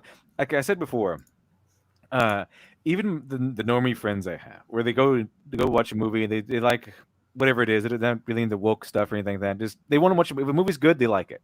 If they enjoy the movie, they like it. I mean, it doesn't really matter. It's getting more and more intrusive to the like. You can't even be normal anymore and watch a movie. You can't, because my normie friends they didn't like Captain Marvel. They said it was too boring. She was too powerful, and she was too bland. Like even people that don't follow politics, it's becoming intrusive for them too. Exactly. Mhm. They're noticing this stuff. I think That's it's kind of funny, how like, I think that's how people get involved in politics, because politics starts to intrude on their life. So they get up one morning, they're like, "All right, it's time to get savvy with this shit." Something I've noticed with Angry Joe specifically, Angry Joe used to be very SJW, but the thing is, over time, as things have kind of started to intrude and corrupt into like media and stuff, and like even I think as far as like when he got Me Too'd, I think he started to kind of wake up and start to get kind of not enjoying this, because I remember he did make jabs. What was it? People calling people sexist in one of his reviews of a video game. Oh yeah, he did. He most definitely did. And Razorfist called this correctly. It's not a problem until it was his problem. Angry Joe was fully content sitting back. Well, and I think it was more that he didn't understand. And it pretty well when it became his problem. Yeah. Well, what the thing is, when something is about you, it kind of makes you think, oh wait, maybe this actually. Oh, I understand what's happening a bit more now. Maybe I was wrong. Yeah, because sometimes you need to kind of have that slap. That's like when you wake up and realize, oh, this is actually. And I didn't realize. And being Me Too'd is, I would imagine, a pretty brutal slap to the face, a pretty brutal wake up call. But even before that, he was starting to take the piss out of social justice. Was he an Ahab? Some of his review. No, he wasn't an Ahab, but he kind of just took the piss. Saying he was reviewing a game that was being slammed. And he basically started slamming it, and he said, "No, it's not because I'm sexist, you fucking idiot." Something along the lines. It's because it's a poorly made game. You've ruined Star Wars. I think with Star Wars as well, he started to wake up to it a bit more. Because how dare he criticize those games? Because he's the one ruining these games. There's nothing more egocentrical than a social justice warrior. Very few things are as egocentrical as that. Even social justice is kind of like step back. It's like, whoa, that's a little too extreme. I think I'm with these guys on this actually. And Angry Joe was wrong. It's not a bad game. It's just he was criticizing it, and of course, because he's criticizing, he was the one ruining the video game franchise. critics ruin everything because they point out bad things. If they couldn't just people could just stop complaining like Paxton wants us to, then the world would be a better place because there will be no negativity in the world, right? It's Paxton's like, oh, the world would be a better place if no one criticized anything. Yeah, as we all know, criticizing stuff makes them worse. It ruins. Let's all just happily get fucked. That's how we ruin Star Wars. That's how we ruin Star Wars. You've ruined Star Wars. Because we critiqued everything. We debunked their happiness. We debunked their happiness. That's how we ruined Star Wars. Oh my god, we debunked their happiness. So let's see about what are her new upgrades. Captain Marvel's newly upgraded powers are on full display in previews for Empire, which see the hero take down a massive spaceship. Now she can even impregnate women, just like a man. Yeah, just like a man. Unless she was a man already, I don't even know. Among the most powerful heroes in the Marvel Universe, few stand stronger than She's too Captain independent to be a man. A strong, independent. Attack helicopter or something. My genders have tripled since we last met, Count. This last we met, I now have 5 genders. This last we met, I was just a woman, but now I am all the genders. And so Alex Halo, thank you much for the 5. Appreciate that. She will never be stronger than Misaka Makoto from Toma, who would destroy her delusions of grandeur. Hopefully, I would like to see Captain Marvel taking down 10,000 pegs to a normal person's level. You know, Carol Danvers is not only one of the strongest Avengers, but she's one of the strongest characters. Period. Carol is about to get. Carol's about to get an upgrade, and if she wasn't powerful enough before, now she's pretty much, an overpowered bitch. If she wasn't before, she is definitely now. Carol is about to get an upgrade to her powers in the pages of Marvel's upcoming Empire event, and the new preview showcases just how tough she'll be. The toughest. Why do we even need to showcase? Just put her forth, and we know that she's going to be the strongest, bestest ever. The previous teases in previous teases for Captain Marvel's tie-in to the upcoming Cosmic Event series, Carol has been shown as a Supreme Accuser. Really? Or is she the leader? Like Ronan the Accuser was like, that's a title in the Kree culture. I thought it was like the Me Too stuff. He's a. That's what I was actually gonna say. That was genuinely what I thought it was. No, the accusers are like it's a rank and stature within their. One of the Captain Marvel movies going to be that she Me Too's somebody. Well, that's how she became the chief Supreme Accuser. She just goes all around accusing men of horrible things. That's you know what? In fact, that's how top SJW should be called. It should be called the Chief Accusers, the Supreme Accusers. That's what they do all day. That's all they do all day is accuse people of doing things. She just levitates down, pointing her finger at people, and they all get Me Too'd. You did this. You've ruined Star Wars. I don't believe that they are into heroes. No, they're not. They're into villains. I think that they're villains, yeah. That's why they're rewriting all the heroes. They either run home and start tweeting all day, or they start, or they become villains. See, Drake the Duelist. Fun fact: Carol Danvers was only supposed to be about as powerful as the titanium armored, repulsor blasting Iron Man. But this insanity into perspective. Doesn't? Yeah, it does. It puts it. Savage X 378. Oh God, this is like if the high school bully was told, "Don't worry, you can still be a jerk. Just lift more weights and get stronger, and then they'll start to like you." Yeah, just bully more people, and become more unstoppable, and they'll start to like you. Yeah, Isn't that how that works? That's how it works. That's how it always works. Anytime there's something wrong with you, it just means you need to be worse. Might makes right, you know. I think Captain Marvel's like, I don't think they like me, and Luke Skywalker just kind of turns around. Imagine why. She wields her own hammer, much like Ronan has, while War Machine, Spider-Woman, and Hazmat will also wield their own hammers as part of her team. Ronin Universal Weapons is an extremely powerful hammer, as it can shoot energy blasts and can produce barriers. Considering Captain Marvel's extremely impressive power set, which includes... So she's basically taking Ronan's powers then. Yeah, pretty much. And apparently she has energy manipulation and absorption. She doesn't really need further upgrades, and she'll be getting her own weapon in the arc. So she has super strength. She can Here's fly. my question: what is her arc supposed to be? She's already awesome. Obviously, That's how arcs what are done. what exactly am I supposed to be sympathetic for here? I don't know. Why am I supposed to care about this character? What is she overcoming? It seems They're going to sit there and go, it was because of COVID. We don't know what happened. It's just suddenly coming. No. Left-wing activists came in and decided to take over this industry, spit in your faces, and destroy what you loved. Wake up. Damn, son. What the hell? That's what I'm saying. Like, she just kind of walks around and everybody falls over. It's like, what am I watching? This is stupid. Let's see here. In the previous this week, they took a closer look at Captain Marvel's number 18 by Kelly Thompson, Corey Smith, and Tamara Bondvillain. Is that a real name? Bond villain? Bond villain. You expect me to talk? That's a cool name. That's kind of like the name Villain from Expendables 2.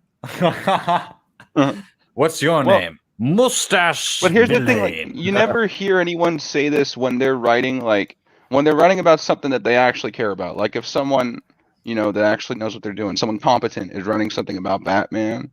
Usually, if they're talking about what they're going to do, they're like, how can we make this story more deep for the character? How can we establish further what this character is going through? And how can we further emphasize his archetype and his struggles and his path forward as a hero? Here, it's just like, oh, how can we make her stronger? Nobody acts like that. It's okay when it's something that they don't like, that we like, but they don't like, that they ruin it. It's okay for them. But if you remember the incident where they're trying to remake Buffy the Vampire Slayer, but they're making her black, and Anita Sarkeesian came out and said, "Oh, whoa, what are you doing? Don't make her black." Anita Sarkeesian said that. And he said, "No, she's came out and said, don't make her black." It's kind of like the example I just said, where even social justice is kind of stepping back. It's like, whoa, that's a little bit too extreme. Well, it's not based on principles. It's based on wait, I like that. Don't mess with that. Oh one. yeah, get mess with the stuff that the chuds like. Okay, it's like wait, you're gonna destroy what I care about? Fuck, no, don't do that. No, that makes me angry. Problem until it's their problem, right? I know it seems silly to cry about Captain Marvel or Star Wars or The Last Jedi. You can't stop until they change what they're doing, until they wake up and realize that they're destroying people. They're taking away our balls. I'm just wondering, like, is fiction just going to suck for the next 10 years and we just kind of have to deal with it and hope that people revolt? Mainstream fiction, probably, yeah. But this is the era of the. What is it that has to occur to make mainstream fiction good again? They're going to have, the industries are going to have to die. As far as I've seen, they're not going to listen. They're not going to kill the industry. They're just like we need like another video game crash, but for everything at the same time. Yeah, we need an everything crash. Nazi. We just need an everything crash. We need a fiction crash. We need a fiction crash of 2020. Oh, now people are talking about it. Now people want it. I see how it works. I don't want a fucking fiction crash. I just want them to fucking wake up. Yeah, just wake up. Everyone is said to get woke. I think it's a little late. Like, why can't everyone just wake up? Why can't everyone get woke? Wait, hold on. That may be a bad idea. Wake up from being woke. Or go back to sleep and shut up. They're going to sit there and go, it was because of COVID. We don't know what happened. It's just suddenly coming. No. Left-wing activists came in and decided to take over this industry, spit in your faces, and destroy what you loved. Wake up. Wake up. You should get like a second one of that clip where it's just him saying "wake up" so you can use it more frequently.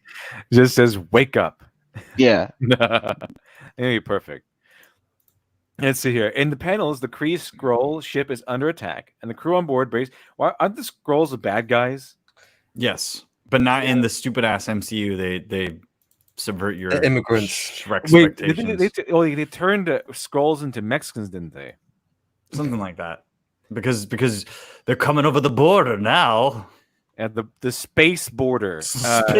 We need to build a space wall to keep out these damn Skrullsicans. And they're literal aliens. That's so literal dumb. aliens. They're little, yeah, exactly. They're like, oh my god, they're aliens. We can do a totally awesome illegal alien. And then the other person across from was like, you're right, dude. We're so progressive. What the hell's with you? You can't even write, and you think you have a style. I love his face. He's like looking down at the ground, like, you think you You don't even know how to write. And like there's just darkness in his face. You can't see his eyes. It's like But he's got the emotional music in the background too. That always drives it home. Dark Jordan Peterson's going to be like Darth Jordan Peterson. No, dark. It's like so he's evil. Darth Jordan Peterson. Evil Jordan Peterson is like the ultimate tyrant, and he's like casting judgment on everybody. He's like, you know what you did. Yeah, he'd just be the ultimate king of hierarchies. The same, he would just speak very maniacally. So you didn't clean your room. You're going to the punishment gulag. The punishment gulag. Let's see here. So let's see. Hold on, Barry Bent wants me to look at something on Discord. Give me a minute. Let's see here. It's Eclipse Edition on Discord. Okay. Awesome. Let's see here. See what he's talking about. As long as it's mildly profitable, it's not going to change. Well, it hasn't been profitable. It's been, as far as I've seen, it's been a straight down trajectory of money loss. And this is doing this for woke points because likes and retweets are now the new currency over actual currency. See, Marvel Previews this week, they took a closer look at Captain Marvel 18 by Kelly Thompson, Corey Smith, and Tamara Bond-Villain. In the panels, the Kree ship is under attack, and the crew on board brace for their deaths as the surrender attempts fall on deaf ears. Okay, that's probably a bad guys, right? It's a good thing. However, one of the crew notices something coming towards them, and the next big splash page, the ship suddenly explodes. Okay, we have that. By Hala, one of the Kree commanders says that he watches as the ship gets cut in half. That's when Captain Marvel appears with her new hammer, much to the surprise of the crew. Sir, what is she doing? One of the Kree asks, as Carol uses her energy powers to get the ship back at full power. The Kree commander seems stunned but he says, Captain Marvel, excuse me, the accuser has just finished saving our lives, lieutenants. Obviously. The accuser. It's still unclear what exactly Carol's role as the accuser is, but it's to defend the Kree Skrull Empire, which makes her a bad guy, right? Now, this preview shows that she's doing an excellent job being a bad guy. Captain Marvel saved the entire crew. Oh, she's always been really good at being the bad guy. Yeah, I mean, ever since we saw her in the Marvel movie, I guess. She's really good at being the bad guy. Captain Marvel saved the entire crew from the brink of death, defeated their enemy, and powered up their dying ship all in one fell swoop. Check out the previews for Captain Marvel number 18 below. So yeah, she's even more powerful now. And it says, greatest news as trying to sell a comic on giving Superman another power. Like, really? You're going to... He's not going to be challenged on his morals or anything. Good news, everyone. The next comic book about Superman's going to be even more powerful. He's going to be even more powerful. Don't you want to just give us your money now? No, not really. What else is there? What else do you have in that? What else can you give me? And then they're just going to be What'd more you bring powerful. Show me what you got. And it better not be that they're just going to be more powerful. That's like the one thing they go to. Well, how come they don't like Captain Marvel yet? Oh, it must be because she's not powerful enough. Just make her more powerful. Just make her more powerful, and they'll eventually begin. It does suit how much these people escalate every decision they make. They're like, oh, it's because it's not liberal enough. Make it more liberal until they start to like it. More power, more security. Left-wing activists, they say, nice hobby that you have. It's a little bit sexist, don't you think? Maybe you better let us in to fix it. Bitch, it wasn't made for you. Something like that. Pretty much. And so Nova Zero, thanks for the 2. Her new supreme power is to accuse. Hashtag me too, maybe? Yeah. You did it. You did. Okay, you're the guy who did it. You're the criminal. You've ruined Star Wars. Surprised she just didn't steal Thor's hammer. Oh, but Thor already took it, so... I think they might have wanted to do that, but they said, oh, actually, Thor's hammer is in the hands of a woman already, and they can't take it away from a woman. We can't take it from a woman. Yeah, can't do that. But that's interesting stuff. But you mentioned, I remember you said you mentioned Simpsons earlier. Look, just make it interesting. If it's accidentally woke, fine, I'll take it. Just make it good. Like with Ripley, for example. Like, that wasn't supposed to be woke. That was just supposed to be good. Oh, we got to represent more people. Why don't you entertain people? Why don't you stop applauding yourself? Ripley's not a strong enough character for them.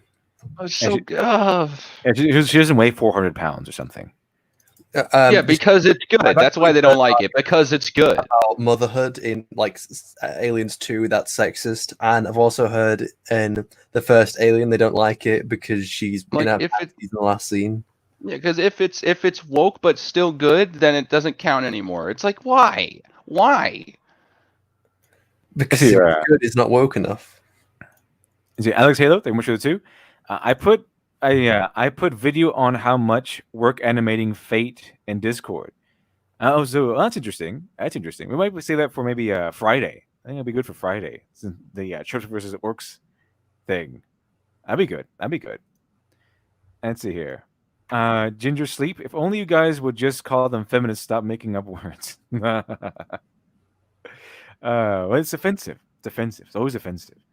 Well, if they would stop making up new ways to be sick.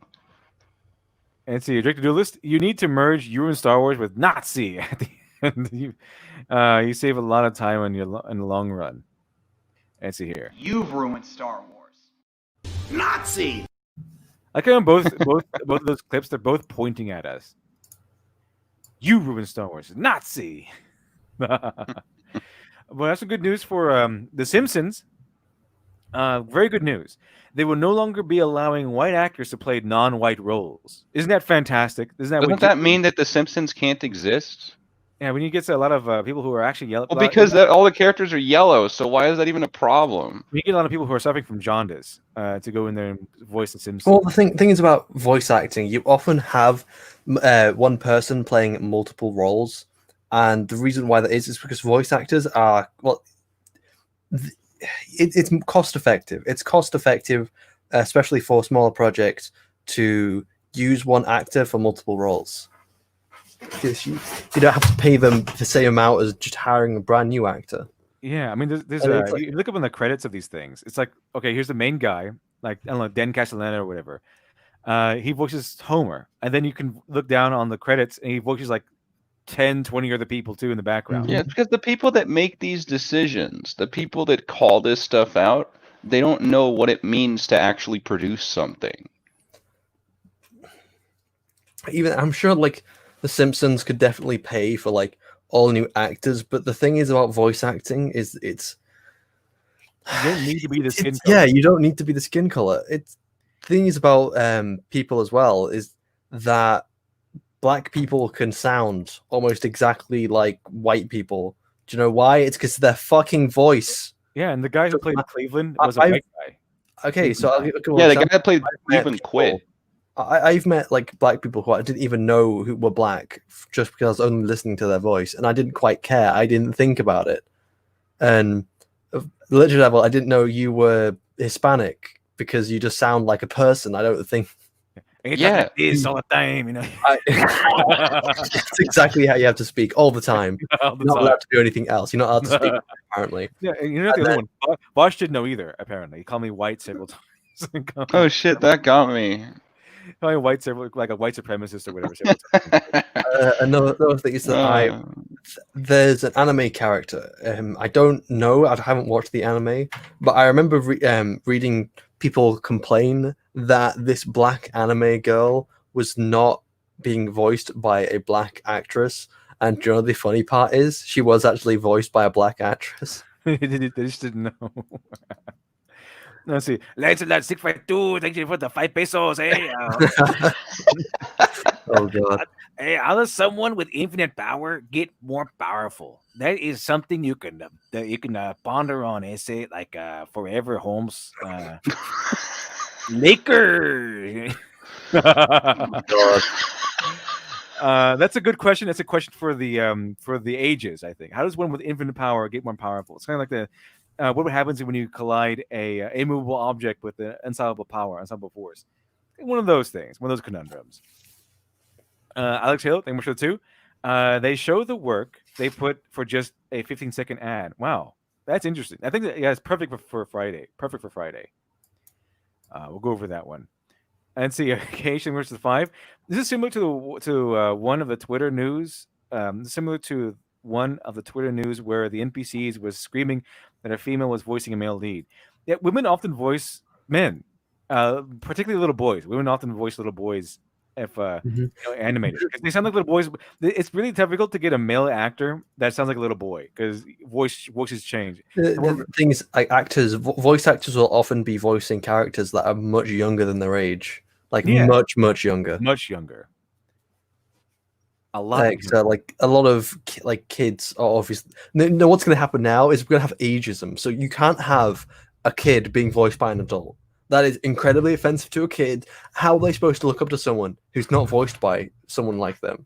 See, it's ruined. Like Hiccup from How to Train Your Dragon. No, it's completely ruined now. He's voiced by an adult. No, you can't have this. It's offensive. It's offending me. It's offensive now. Can't have that. Can't have that anymore.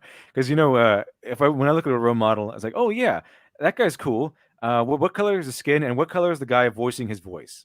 That's what I ask every single time. And see, hash over OSX, and which is 5. I'm white. Most seen band live 7 Dust. Lead singer is black. Clearly, I'm a racist. Yeah. Clearly, you're racist because if you're white, you can only like white things. If you're black, you can only like things that are just made for black people. That's it. You can't expand your boundaries anymore. Apparently. So I mean, what if so we got I don't know, a black guy to voice Lex Luthor. And Lex Luthor is still white. Is that racist? Yeah, the thing is, no. Now you got to change Lex Luthor now. The guy who voiced Kratos from God of War, he's voiced by a black guy when Kratos is white. Very, very white. Oof, like I don't know. Think we should cancel. Oh fuck! I've already forgotten his name now. The guy who voices it just plays Teal'c in Stargate. I always remember the. It's like when I hear it, I know it. I just can't remember the. I think I saw that too. Actually, I forgot what role did he play? I forgot no. Yeah, it was that guy. He played. Yeah, he did play. He played Kratos. Yeah, that guy. He played Kratos. Christopher Judge. Yeah, Christopher Judge, who voiced Kratos in the latest game. He's black. I mean, he's a fantastic actor. I fucking love him. But it's like, well, if you're using the logic that they're using here, oh, that's a little racist. Should need to be cancelled. And that was my real voice. That was my real voice, Holmes.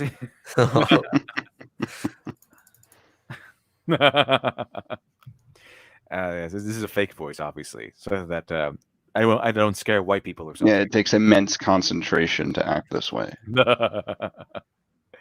Blank Samurai Jack is voiced by a black guy. He's played by Phil Lamar. You know the guy who got shot in the face in Pulp Fiction? That's Phil Lamar.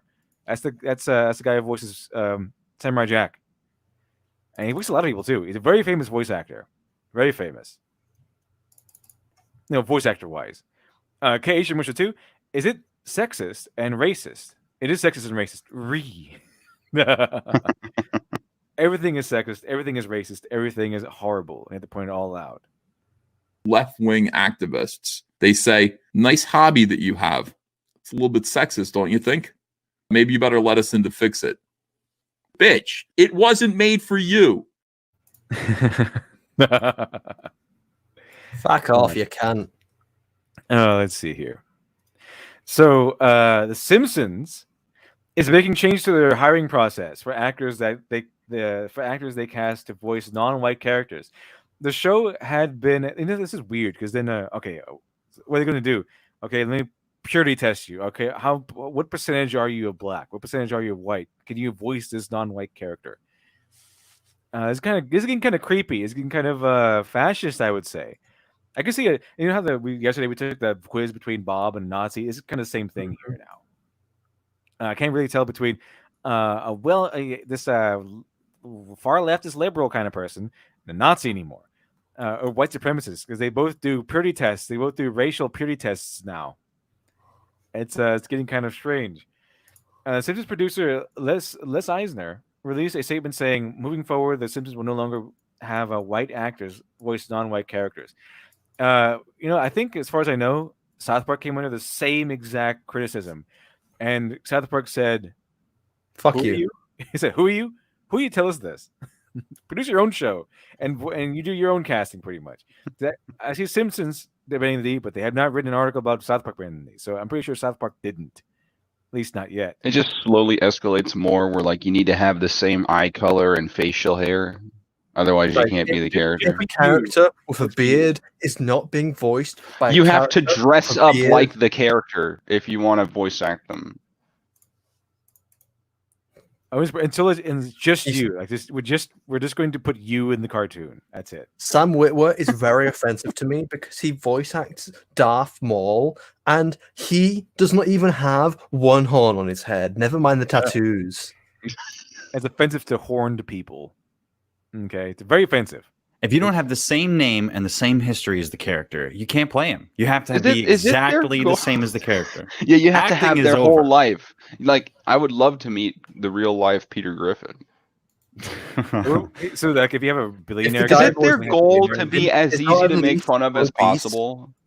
Look here, let me point out something very interesting. So you have these small collection of actors, the voice actors, and they do most of the characters. You know how cheap that is in comparison to hiring a new person at the same rate, at a base rate for every single character that's slightly different? That's just They'll madness. They'll pay like a smaller amount for like the actors, because the actor's not going to care. They're still getting paid for their main role. It's like, okay, well, we need someone to play the smaller character. Yeah, We'll give you a bit of money for this, On but that you know, note- it's not as much as he'd be getting if they just, it's kind of like you're buying in bulk. When you buy in bulk, like they kind of slim down the money so it's more convenient for people to that makes sense, right? Yeah, on that note, what about the new people, the new voice actors coming up and coming? What if, what if they're black, a voice actor who's a new black voice actor, and there is a And they're basically screwed. Yeah, I mean, what if they always wanted to voice even a background character on The Simpsons, but they said, oh, okay, you could come in and voice this guy, and it's just a regular, typical yellow person in The Simpsons, and they say, oh, I'm sorry, we can't have you do that. We can't have you do that. We Well, can't have you like- voice people. You're not the right racial configuration. Stupid. Rocket Sailors for $1.99. All we see is people getting out while they can. Yeah, that's what we see. We saw Graham Nolan. He had him on. We had him on the other day, and he said his piece. And yeah, it's basically a lot of people just jumping ship out of the mainstream because it's getting too woke. It's getting too exclusive, not inclusive, but exclusive, while claiming to be inclusive. But yeah, that's why. He even explained it how it used to be, where he was People of blackness. he was of one political side, and the editors were very, very on the other spectrum. But they used to not. They respected each other. Yeah, they respected each other over it, and they used to say, okay, well, they united over the fact that they wanted to make good comics, good product. Now it's okay, we're the far leftists, we're in charge. We want to hate you and kill you and get you out of our industry. It's becoming more and more along those lines. You either step in line, you hear the party doctrine, or we're going to cancel you and make you poor. So it's, instead of getting canceled, people are just saying, you know what, I'm done with this. I'm just going on my own because there's better options now. Chiaki Nanami, so biracial voice actors cannot portray anyone, I guess. You can be ambiguously black people. Maybe. I think that Game of Thrones would like you. I say Rock and say no. So $1.99. Eventually, characters will only be self-inserts. Yeah, eventually, after a while, it's only going to be, okay, we got a character. We need to get a character who looks a voice actor who looks exactly like this guy. Otherwise, we can't have him be voiced by anybody. Everyone's going to be silent now. No one can voice anything. Who was the first criticism where they say, "Oh, he's a racial stereotype," which was funny. Who was it that was? I really want to know who was it that was complaining. Was it actual? What is he? Iraqi or Indian or something? Indian. So, there were actual. There are people who were Indian that were kind of making complaints. So, like, there's a whole documentary about it. It's like it's hard to get into because it's very large and complicated, but you'd have to watch there's a video which was made by what was his name? Fuck, I've forgotten his name now. It kind of takes the piss out of the whole thing. Oh, was it mostly Indian people from India, or is it people like mostly white people? Also, like Western Indians, people like Americans who happen to be the race. Were they being mostly championed by white liberals? That's usually the case. It's always these and a lot of times they come from like middle class. neighborhoods where they were pampered their whole lives. Yeah. They want the world to adhere to their demands. It was Brain Dumps. That was it. What was it called? Brain Dumps made a very good Apu video. Let's see. Okay, so next up, did you know that they were going after? I think they're going after cops at one point. They're going after cops at one point in media, like they're getting rid of dogs that were playing cops and shows and stuff. But now it's the superheroes' turn. They're coming after superheroes directly, like out in the open. No one's trying to take away your superheroes. Actually, you know what? Hand us over your superheroes.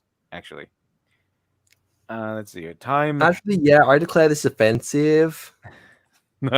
No one wants your guns. Actually, you know what? Give us your guns. No one wants to take away your anime titties. Actually, you know what? Give us your anime titties. No one wants to give us your tits. No one wants to hand over your tits. Yeah, hand them over. Okay, just hand them over. No one wants to take away your violent video games. Actually, you know what? We want to get rid of violent video games. No one wants to take over your man video games, your testosterone video games. Okay, no, hand them over. Get rid of those. Yeah, they're always rushing whatever you just said you don't want to lose. There's always a petition to get rid of that they're sliding under a mat. Oh, no, we don't want that. Yeah, every time a far leftist white liberal says that they don't want to take away your ex, they want to take it away. They do. It's just a matter of time. It's maybe not right now because the time is not right, but they don't have the narrative to spin so that they can make a moral judgment on it, make a moral argument on it, because we don't have a good moral argumentation on it yet. So we don't want to take it away just yet. The moment they get the moral argumentation on their side, suddenly, okay, now we want to take it away because now we can get the people on our side. And now we can succeed. It's kind of like a Sun Tzu. You don't strike until you have until the time is right. Which is kind of strange because I'm pretty sure they only read Harry Potter. One of them must have read Sun Tzu in there. DJM voices in Witcher 5, a good a time as any for a shameless plug. If you need someone to voice exclusively white roles for Left's Utopia, contact DJM Voices. Well, I'll make sure to keep you in mind, DJM Voices, for my future projects, and I'll hire you for projects for characters that don't fit your race. And see here. So Time Magazine, not some weird blog made by some weirdo sipping coffee in a Starbucks, like a Starbucks shop. Time Magazine declares superheroes a problem because they star straight white males. Oh. Is he blue? That's kind of true, though. I got told my boobs were violence against flat-chested women once. I don't know what they expected me to do about it, but they said it. Right, you got here's a knife. Hand them. That's a. It sounds like it's another instance where it sounds like a joke, but I know it isn't. Oh god. So not only are you taking away our balls, they're trying to take away our boobs too. I know it seems silly to cry about Captain Marvel or Star Wars or The Last Jedi. You can't stop until they change what they're doing, until they wake up and realize that they're destroying people. They're taking away our balls. How you've ruined Star Wars. Nazi! How you've ruined Star Wars. Nazi!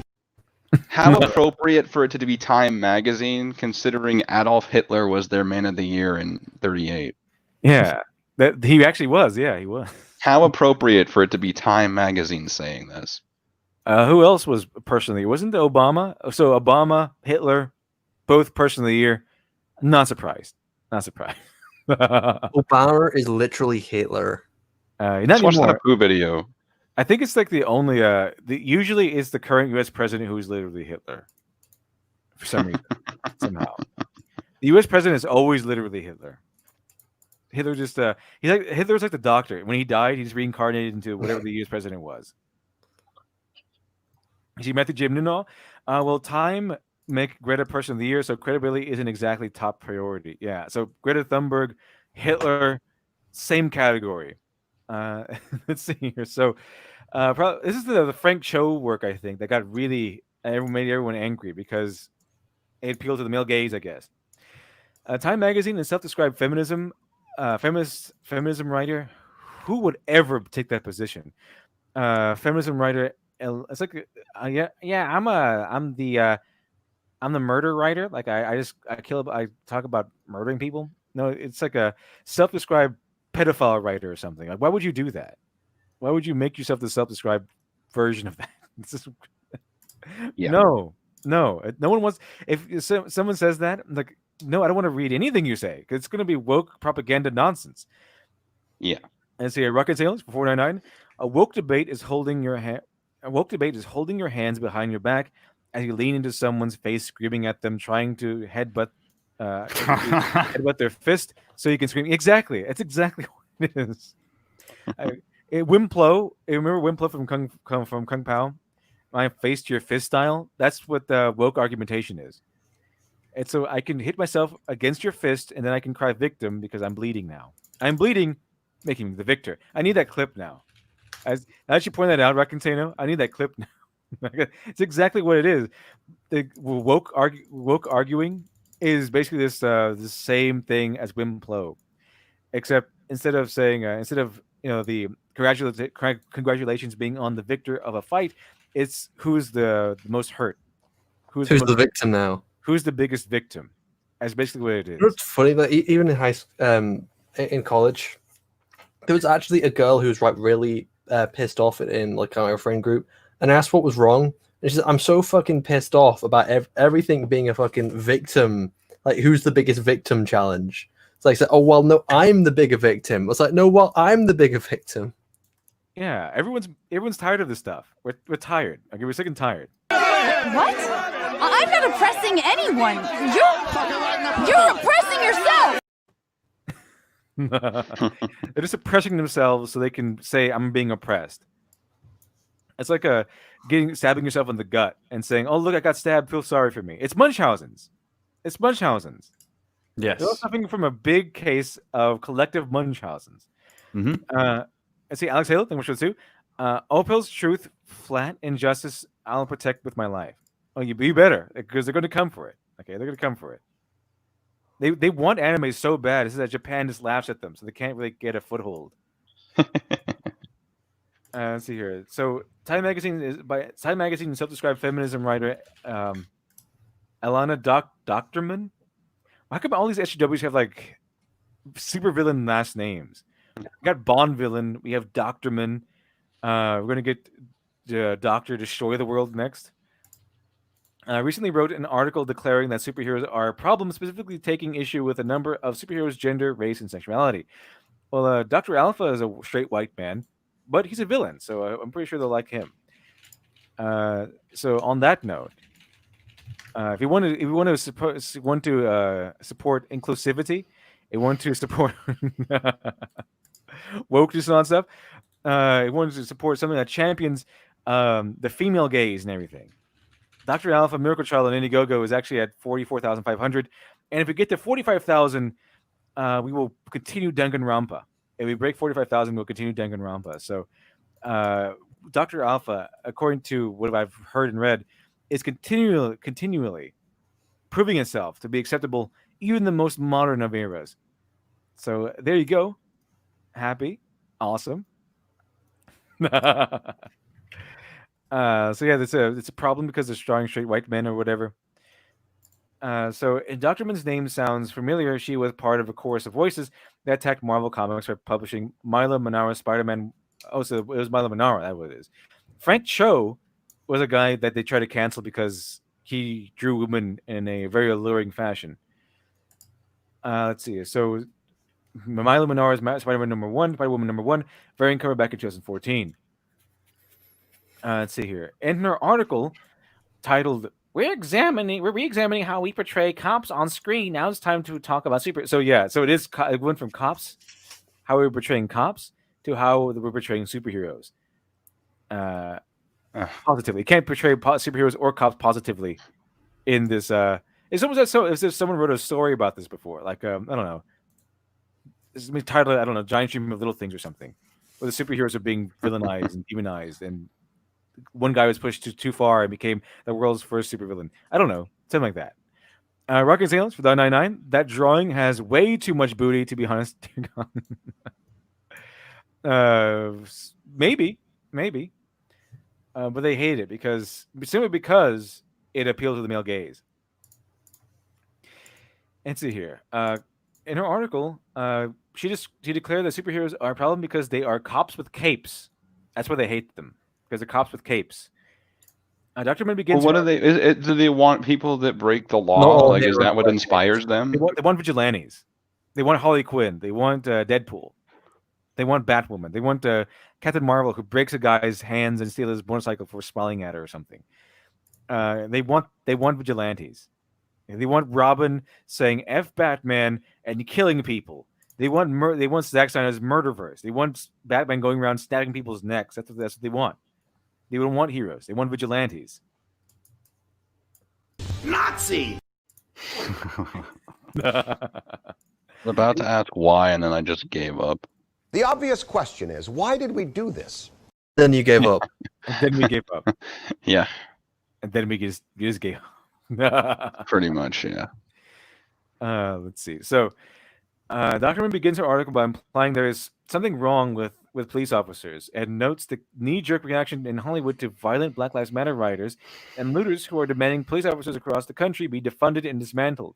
Yeah, it makes sense. It's not a good idea. You want to pay more for bronze packages and gold packages, or not get police at all to your door? Because a lot of these politicians, a lot of these left-wing politicians who are saying we need to defund the police, spend lots of money in taxpayer dollars hiring private security. So isn't America already in debt? Maybe you should be trying to spend less money than more.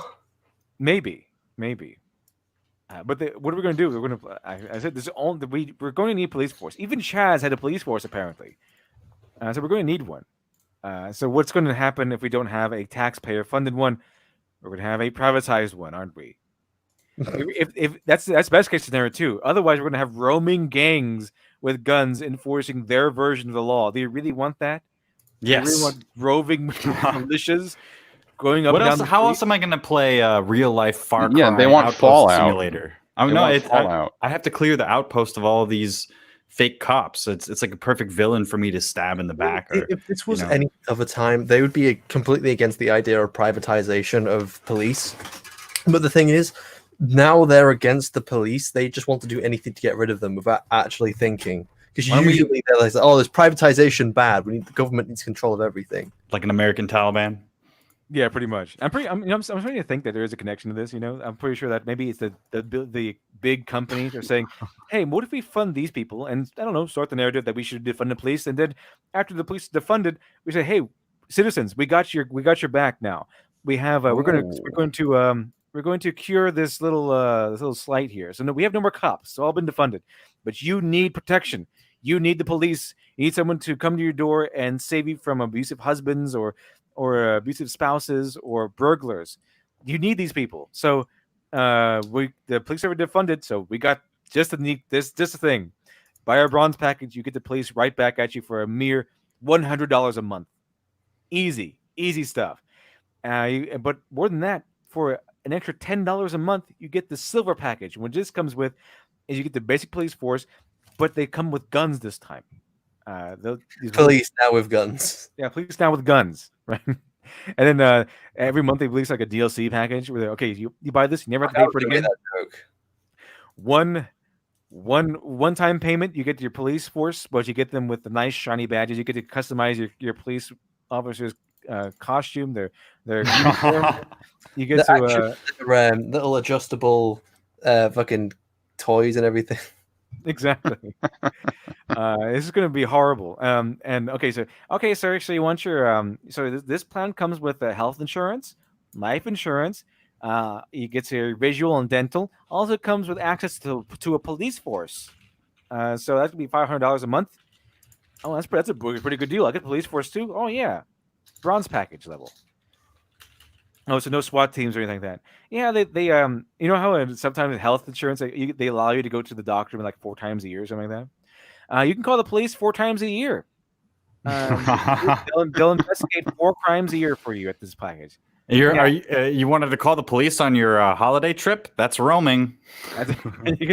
That's roaming charges. Okay, can't do that. Roadside assistance. someone's robbing you at a convenience store. Well, you don't have the silver package. It's a silver Oh, package. sorry. Don't forget the white fee. We don't go to 7-Eleven because they have a corporate sponsorship with Pepsi, and we only service Coke establishments. Oh, that's a horrifying nightmare. But that's what's going to happen if they defund the police and they become privatized. It's inevitable. Rocket and Tails for the I-99. They want a system that can control and or lead. Exactly. That's why I'm getting the sense that what if the corporations want to defund the police so they can put in their own privatized police in there and they can charge us all kinds of money? And they provide free police care for illegal immigrants and stuff. If you don't call the police, then your social credit score goes up. Yeah, if you. And there's got to be a white fee. Don't forget that. You know how those insurance companies where if you don't use us, you get lower payments or whatever. It's like if you don't call the police, we'll lower your payment. If you don't use the police for 2 years, your payment will go down by $10.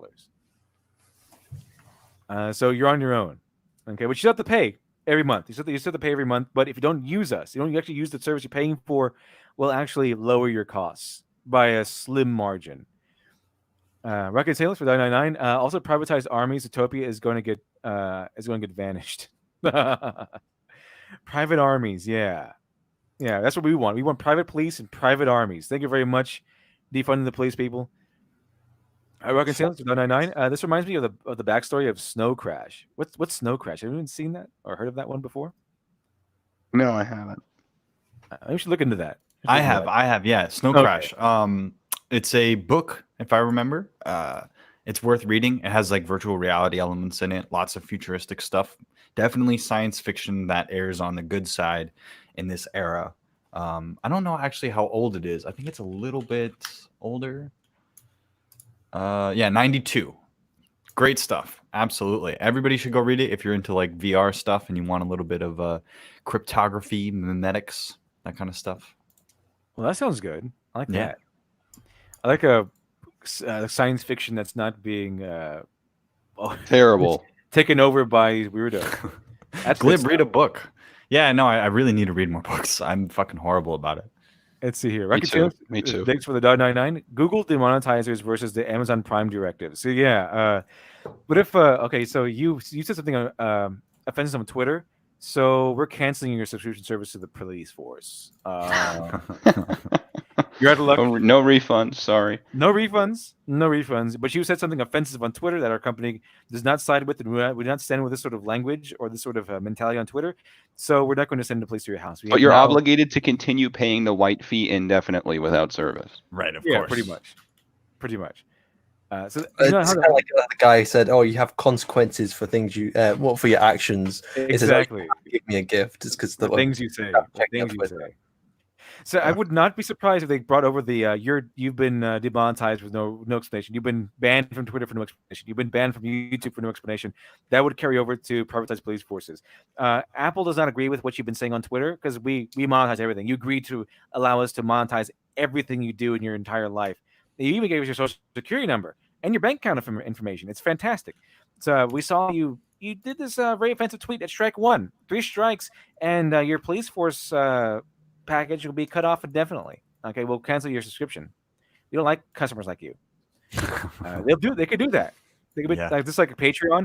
It's like you pay for the police, and it's like, oh, you don't own the police. They don't own anything to you. Like they do with Star Wars. It's like, oh, you don't own Star Wars. You know, they don't have any responsibility to you, despite you paying them. Exactly. It's a scary thought. I think it's scary the more you think about it. Because that's how you can control the narrative. Because if the police, they can't control the police. The police will go to your house no matter what. But if they own the police, then they can say, well, yeah, you can say whatever you want. You have freedom of speech, but you said the wrong thing on social media, and now the police isn't coming to your door. We cancel. It's kind of like how Patreon, Sargon has Patreon at like $10,000 a month, and overnight it was just gone because he said something they didn't like on social media. Oh yeah. So it'd be like that. You said, yeah, we were on our way to your house, but we discovered that you said something kind of offensive on social media, so we're headed back to get donuts instead. They just don't want to work that day, so they just start frantically searching your Twitter anytime you call them. Hey, Franklin, I just heard the guy we're going to just said something mean on Twitter. Apparently, And he turns around. Fuck no, we're not saving this guy. I'm gonna fucking turn this shit Fuck around. this. Go to Sparrows. We have each department has their own sensitivity watchers, so they look for they have since obviously if it's Apple or somebody, they're Google or whatever, Google Police, they're going to ask for everything. They're going to ask for your social security number. They're going to ask for your address, your first name and last name, any previous aliases. They're going to ask probably for access to your every single social media account. You know they're going to do that. You know they're going to do that. So they're going to keep an eye on you because they say we're just going to use it for advertising purposes. Oh look, we're going to send you this advertising notice of things that you might like. Where is your nearest Krispy Kreme? That way we know when to make that last left if we find your Twitter. Exactly. Like as they're about to make that last left, they're short on gas. They're like, come on, man. Well, I found something. And then they make the left and they go to get donuts. Yeah, the bronze package comes with roadside assistance, which means that if you are so out, easy to make fun of this. And because it's so scary too. If the silver package with roadside assistance. So if you're out and about, not only can we come to your, not only does it pay for us to come to your assistance outside of your home, but we'll know exactly where you are because we'll track your cell phone device. Do you want it now? Yes, you do, and you'll get it. And they'll be tracking your cell phone device all the time and looking through everything. It's like that FBI thing where they had that app that said, "Well, download this app and we'll show you some exercise you can do every morning. And also, we need access to everything on your phone." See, Rock and Sales for $1.99 begun the franchise wars have. Yeah, Demolition Man. There was a franchise war on Demolition Man, and Taco Bell was the only one that survived. I imagine McDonald's having their own mech force fighting, I don't know, Krispy Kreme's sniper teams and stuff. What is this? It'd be great. The franchise wars. The franchise wars. Uh, But yeah, they want to redo superheroes. They want to reinvent how we're going to portray superheroes. He said so Hollywood has canned cops and live PD, and that shows like Law and Order, SVU, and Paw Patrol have also come under fire. They're Paw Patrol under They're fire. attacking Paw Patrol because of the police connotation. After spending the first two paragraphs of her article demonizing the police, Dr. Mann then makes the comparison to superheroes. She writes, "But as we engage in long overdue conversation about law enforcement, it's high time we also talk about the most popular character in film, the ones who decide the parameters of justice, often enacting with violence, superheroes." Well, yeah, criminals can also be violent. You know that, right? Sometimes you have to defend yourself. I know these weirdos want policemen to arrive and then to just die on the streets. Yeah, that's not how it's just. That's pretty much what they want. They want police to be like sacrificial lambs for them. Like, oh, if someone's gonna do something like kill them or beat them up, that should happen because they're protecting and serving us. Like, no, that's not how it works. They're citizens too. They should just let them. Okay, cops, citizen on patrol. They're citizens too. They just decided to help protect the community. It's like the same argument as Jedi never attack. Luke Skywalker, he's portrayed perfectly because he doesn't attack anybody. Yeah, that's why Jedis have lightsabers and ships and stuff. They want you to never draw your weapon, no matter what the circumstances are. That's not how the world works. Okay. Do you understand life? Do you? Yeah. That's why Superman was so great because he preaches peace. He preaches peace and understanding and everything. But he also knows, on the other hand, that sometimes you need to, you're pushed to violent means in order to defend yourself and those things that you love. I liked it when Ip Man was teaching everybody to fight. Yeah, because sometimes you have to do that.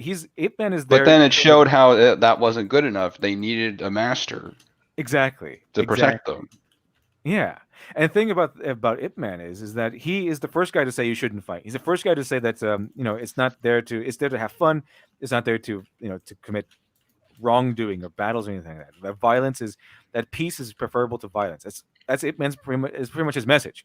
But he's more than willing to pick up the fight should he need to. And that's the essence of being a hero. You want peace, you try peace first, but at the very end of the day, if need be, you have to indulge in violence a little bit. That's just how the world works. There's a reason why even the Federation, the Enterprise, has quote torpedoes and stuff and phasers, because they know that it's because they preach peace. We come in peace, shoot to kill, shoot to kill. Exactly. Set phases to genocide, Scotty. Aye, Captain. That's a Spock. Set phases to genocide. Most logical. The Prime Directive: kill all humans. Let's see here. She goes on the Most site. illogical reaction. She goes on to cite issues with cite the issues she has with superheroes, with a few notable exceptions. More on those later. Most superhero stories star straight white men who either function as an extension of a broken U.S. justice system or as vigilantes without any checks on their powers. Dr. Mann continues. Well, yeah, they're vigilantes if they abuse that power. They're heroes if they don't. Superman, Batman, they're heroes because they keep that in mind. Yeah, they don't break the law. That's like part. It reminds me of Avengers: Civil War. But this is real life. Like they were all on Iron Man's side. Iron Man was wrong. He even admitted he was wrong. You remember that, guys? Come on. Yeah, Captain America was supposed to be the good guy. Captain America was right in that scenario. That's why they depict it. I think he was canonically right. It was. Iron Man was canonically wrong, and he apologized. Let's see here. Dr. Mann continues. Usually they have some sort of tentative relationship with the government. The Avengers work for the secretive agency S.H.I.E.L.D. Batman takes orders. He does not take orders from Commissioner Gordon. He works with Commissioner Gordon, does not take orders. Even the villainous members of Suicide Squad execute government orders in exchange for community. Yeah, they have no choice. Yeah, they're vigilantes. They have a bomb in their head. They're bad guys. They're bad guys doing terrible things at the behest of the U.S. government because it's not the government directly. It's Cadmus in most continuities. Let's see here. Ruckus Hill, 999. Boldly going forward. Boldly going forward because we can't find reverse. Yeah, you're progressing, but where are you progressing? Over a cliff? I see where we're going. As an aside, the Avengers might have initially operated under S.H.I.E.L.D. in the Marvel Cinematic Universe. They no longer do after the events of Captain America: Winter Soldier, which exposed that Hydra had infiltrated and corrupted the government agency. They didn't work under S.H.I.E.L.D. They were just working with S.H.I.E.L.D. That's the best way of putting it. Yeah, Nick Fury put them together, but they didn't really work officially for S.H.I.E.L.D. It's kind of like his initiative. Yeah, like if S.H.I.E.L.D. would have ordered them to like nuke New York, and then because Avengers didn't answer to S.H.I.E.L.D., they kind of said, no, we're just going to save it. Why the fuck would we nuke it? Exactly. Let's see here. In the comic, S.H.I.E.L.D. occasionally oversees the Avengers, but the team originally came together after responding to a request for aid from Rick Jones. They were not formed or run by S.H.I.E.L.D. As for Batman, he most definitely does not take orders from Commissioner Gordon. No, he does not. It's usually the other way around. Although Batman did have a close relationship with the GCPD and Gordon in the past because he helped fix it. That's why Batman was That's why Batman started in the first place, because Gotham was so corrupt, and so was the police force. And because he kept fighting crime and inspired other people, the police force more or less became reformed, and so he started to work with them, not for them, but with them. Let's see, pseudo sign, thank you for 10, appreciate that, awesome. Thanks for the morning nonsense, guys. I think only novels are safe now because novelists, even the SJWs, understand proper plotting. Yeah, also because because they don't read books. Yeah, that's first and foremost. They don't really read books other than Harry Potter, and well, not anymore. They wear the big thick glasses with no prescriptions and point fingers at people. The supreme accusers, pretty much, yeah. And the thing is, with big productions like Star Wars and Star Trek, it's like an organization. But with novelists, it's only one person really. It's one person in a production company, so publishing company. So if it's like if you want to go after, I don't know, Jack Reacher, you can't there's no executive that you convince because they want their numbers up. You have to convince the actual artist in control, which would be Lee Child. You have to convince Neil Gaiman or something like that. Yeah, you have to convince them to cancel themselves. Yeah, it's a lot harder to convince a person, a team of one, and especially that team of one is, emotionally and creatively invested in that project, as opposed to an entire company. So that's probably why. If someone came to me with that, I would have to resist the urge. I'd like to think I would successfully resist it. I would have to resist the urge to make it more white, just to spite them. It is an urge you have to resist, because then you just fall into the same trap. It's just spite. They'll make it out of spite. Yeah, that's why I would like to think I would resist it, but I won't lie, it would be there. Yeah, it was a temptation. It would be there. It's a temptation. But spite, you can use spite as a seasoning, but don't make it your base ingredient. Yeah. Otherwise, you kind of turn to like social justice. Yeah, it becomes sour, and you end up, I don't know. You've ruined Star Wars. You don't want to just do the same thing on the other side. Yeah, that's something you want to avoid. Let's see here. It's one side of Titania. Novels are safe because you can't write far left politics into something without making a huge wall of text. Yeah, even if you look at the far leftist memes, okay, it's like, oh, here's a funny meme. It's like 10,000 words per panel in a 4-panel comic. Or it's really cringe and just it's not real really at all. Cringe. Yeah, exactly. Really cringe, and just a wall of text. So that's your far leftist jokes. Wall of cringe. Wall of cringe. I think that's also why Stephen King is so verbose in his books. I tried reading some of his books. Very nice, interesting ideas. There's a reason why the movies kind of cut down his books into shorter films, because that guy goes on forever about nothing. He goes on for about nothing in his stories in every single book. And what are you doing? Does no one have the balls to stand up to Stephen King and edit his stuff? This is ridiculous. This is unacceptable. This is unacceptable. You can't do this. What are you doing? Tolkien was the same way, but everything he added in was like pertinent to his work. It's like attached somewhere. But he added stuff. He kind of added stuff. Whereas like here's the backstory of this household or something. Stephen King will go on complaining about racism for a little bit and stuff. I don't know. He was shoving homophobia and racism and sexism and all that stuff, and go on tirades about it. And then we can get back to the scary clown business.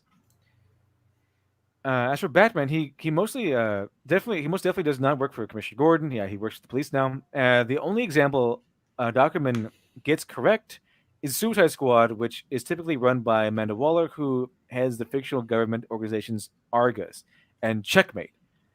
Despite their factual errors, Duckerman continues to cite her grievances with superheroes, and even when superheroes function outside the justice system, they're sometimes idolized by police because they're able to skirt the law and get the job done. This is actually pretty true for the Punisher, especially. The police love the Punisher. In the most material, though, it's some police like him and some police dislike him. He's a controversial figure because he's doing. Some people view him as doing what needs to be done, whereas others view him as a monster. That's good. I like that. The question needs to be there. It's not just, oh my god, the Punisher's amazing. He's out murdering these horrible people. Yeah, there's some people say that you can't really get rid of the Punisher. Like that's why I said, like a lot of the police department. If you go at read the book, Welcome Back, Frank by Garth Ennis. That whole thing, they have a Punisher task force requested by a lot of crime syndicates and stuff. Mm-hmm. Like you better put together a Punisher task force, and they do, but they put losers in there. It's a task force of 2 people, and it's a woman who refused to sleep with the commissioner, so he put her in there as a punishment, and the Detective Soap, who is the biggest loser on the force. So they could say, yeah, we got it, but it technically exists, but not really. So they go through the motions of trying to stop the Punisher, but they don't really try to stop him. And I think they have the same sort of idea as how the police treated Batman in the Nolan universe. It was like, oh, here's some suspects for who Batman is: the Bigfoot, Elvis. It's kind of that sort of thing. It's not really going after him at all because they like him. They say, well, he's doing a lot of work for them, because a lot of these cops, they hate these criminals, and a lot of the cops love the Punisher because he's going after these criminals and killing them and stuff. And like you said, it's not every cop. Some cops say that he's wrong. Like they're more than willing to take him down because he's controversial. Exactly, he's controversial. But it's like the Punisher. He's something idolized by police force because they're able to skirt around the law and quote unquote get the job done. That's not to mention that they are not just going after street criminals anymore. Sometimes they're going after people like the Joker, and I don't know, people who can use magic and fly and stuff. So that's pretty good pressure off the police force. They don't have to go after people who can make you insane by squirting juice into your eyes. She then takes issue with the military and police force, because of course she does, officers who use superhero symbols like the Punisher. Duckerman writes, in fact, real-life police officers sometimes adopt the symbolism of these rogue anti-heroes. The Punisher, a brutal vigilante introduced in a 1974 Cyberman comic, which I have, who also starred in 2017 Netflix series, which was not all that great to me. Has become an emblem for some cops and soldiers, to the point where Marvel felt the need to address the idolatry in the pages of its comics. Okay. Another aside, Duckerman makes no mention that Black Lives Matter supporters are also using the Punisher symbol. They are, actually. In fact, Punisher co-creator Jerry Conway launched a number of Punisher-inspired Black Lives Matter symbols. She does note that a number of people have shown up to Black Lives Matter protests wearing Batman and Spider-Man outfits. Yeah, I saw those, actually. It's cringy. It's really silly. They look really silly. Back to her grievances about superheroes. Her next problem is that they often... It's kind of like Kick-Ass, when people get in the superhero costumes, they just get their ass handed to them. Yeah, exactly. Batman. You fucking twat. Oh, you're Batman? Well, let's take this Batman, just hit him with a plank of wood and just go down. Because they might have the costume, but they don't have the years and years of training with different masters of every art in the world. You kind of skip that part. Also, the money. She does not note that the number of people have shown up in Black Lives Matter with the Batman and Spider-Man outfits. Back to her grievances about superheroes. Her next problem is that they don't have accountability. She writes the Punisher is representative of larger problem in superhero narratives. Punisher's not a hero. He's not a superhero. In the MCU specifically, no, they don't have accountability, and that's what they try to do with Captain America Civil War.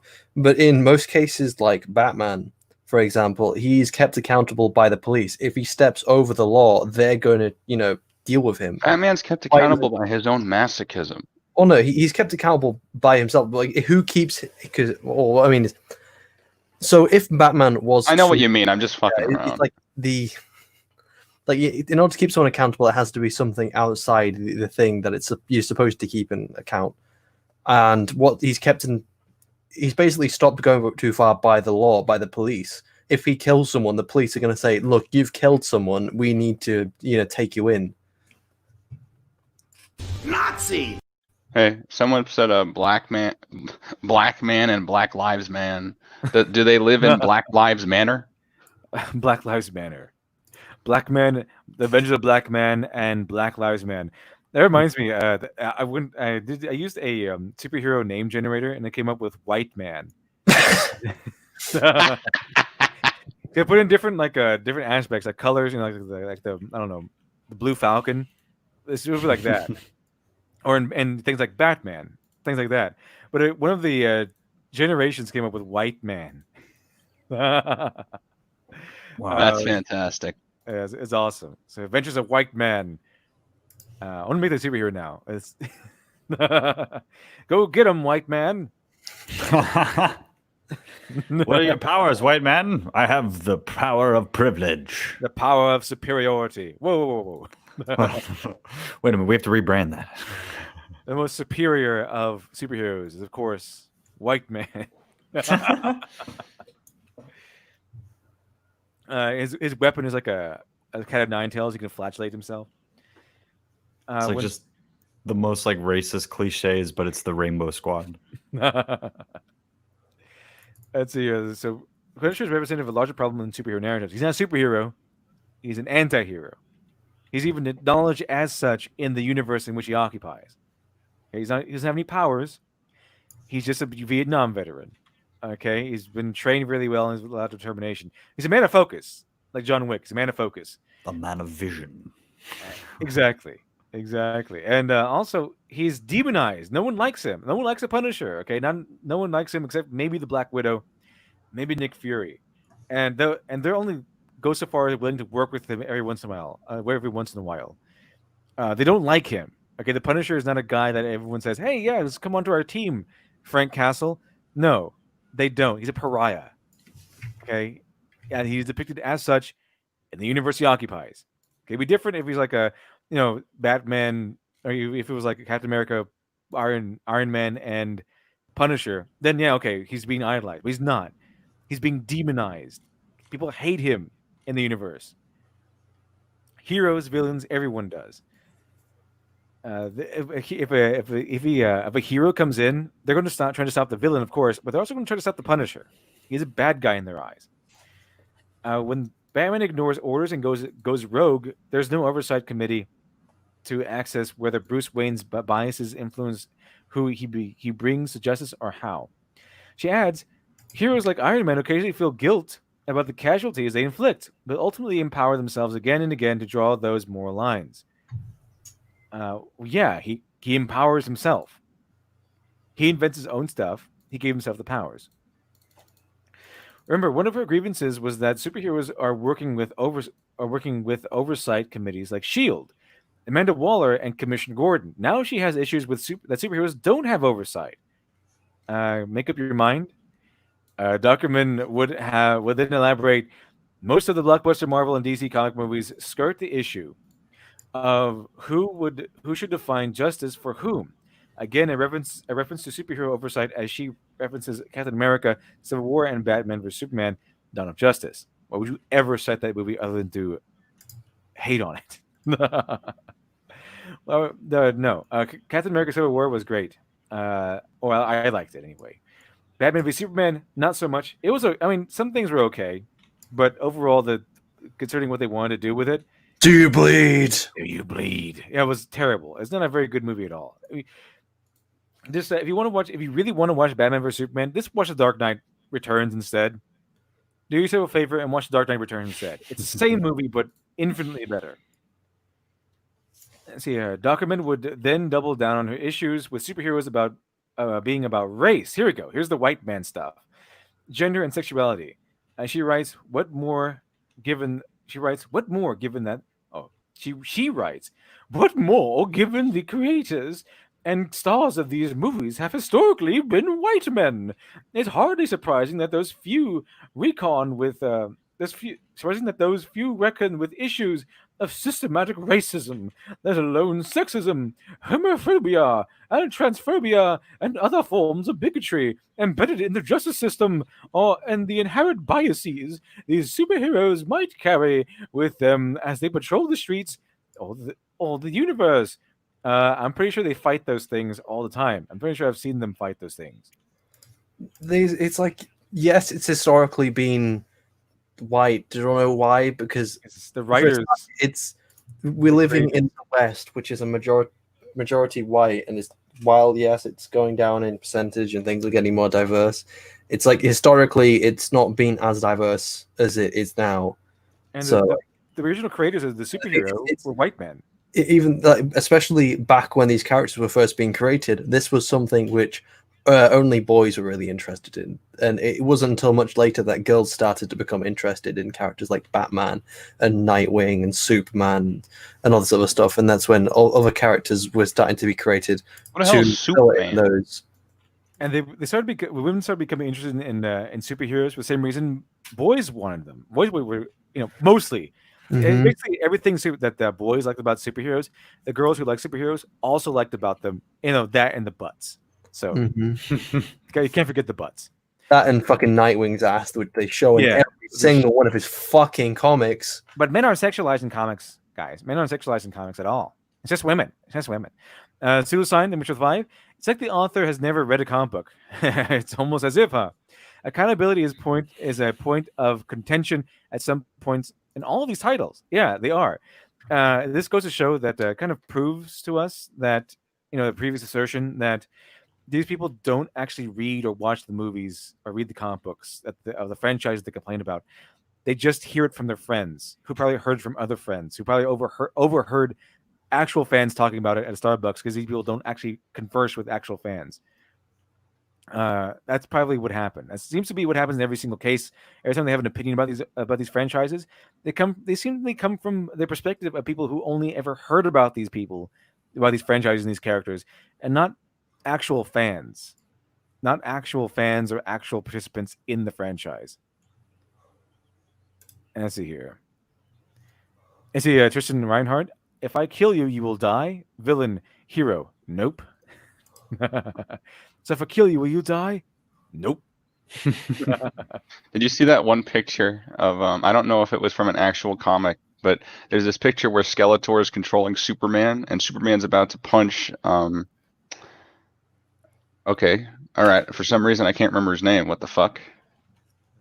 He-Man. Jesus Christ. Superman's about to punch He-Man, and then he's thinking, "Oh, as long as I'm being controlled by Skeletor, I could attack He-Man, which means I could die." I thought that was really funny. Like, you see Superman getting all worried that He-Man is gonna win because he's a He-Man. Can't say up to a guy like He-Man. Too much masculinity. Yeah, He-Man is so masculine that Soy Boys is burst into flame when they come into within 10 feet. Nazi! This is funny. Superman is sweating and he's gonna punch He-Man. And see, Barry Ben, Frank Castle is literally hated by the Greek god of war, who by most hero standards is not the most fair to criminals. Yeah, Ares, he's you would think he would like the Punisher, but the Punisher is so loathsome in his own universe that even Ares doesn't like. I don't know. Is it Ares in there? Ares is Greek god of war. So I mean, he's one of them. There's like two. Athena's the other one, but Ares would be pals with the Punisher, I think, if he's historically accurate. But if even he hates the Punisher, you know how the Punisher is pretty loathsome in his own universe. So after deriding superheroes primarily on their skin color, gender, and sexuality, Dr. Mann then spends the next part of her article detailing how she wants to see superheroes portrayed in the future and talking about social justice. Okay, so here's the thing. Here we're going to get some the other side of this. Okay, the solutions. So if we can't have superheroes being portrayed how they're being portrayed anymore, how should we do it then? So let's. Here it is. Yeah, it looks like it was an actual comic. There's an actual comic, Superman versus He-Man? Superman versus He-Man, and on the box art, the main art of the comic, he's like, which means I could die, and he has like this alerted look on his face. Let's see here. So we'll see what happens. So she praises Black Panther writing. Most recently, racial injustice has become the centerpiece for some superhero films. The clearest example of that shift is Black Panther, Ryan Coogler's 2018 superhero movie that takes as its main subject the oppression of the POC. Wow. Okay. The BIPOC people worldwide. Document then comments the potential of Spider-Man into the Spider-Verse sequel. But the introduction of Miles Morales, who made his debut in the comics in 2011, could offer opportunities to explore the contentious relationship between New Yorkers and the police. She also hopes that doesn't Miles Morales have like a father who's a cop? Yes, he does. So why is there going to be tension between him and the police when his father is the police? His father is a black policeman. I would think that how come we just can't have a Hispanic hero? How come it's always every time you try to have a Hispanic hero, he's always black first. It's always he's a black superhero, but his last name is Morales. So he tossed Hispanics a card. How come it's always that way? And see here. So as you said before, you don't count until election time. Yeah, Hispanics don't count until election time. That's true. Forget about that. So good news is I'll be able to count in a few months. So that's good. I'll count.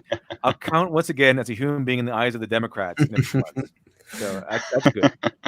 That's coming around. I'll count as a human being again in the eyes of Democrats and white liberals in a few months. So expect a lot of border stuff to be coming along pretty soon. Also, she hopes that the upcoming Marvel Spider-Man's Miles Morales video game will explore interactions with the New York Police Department. Document details a Miles Morales video game will arrive, hopefully with more nuanced take on the NYPD. And the game that preceded, I'm pretty sure by nuance she means that they're all portrayed as evil scum. They're all portrayed it. Yeah. Wow, how a nuanced portrayal. They're all one-sidedly evil.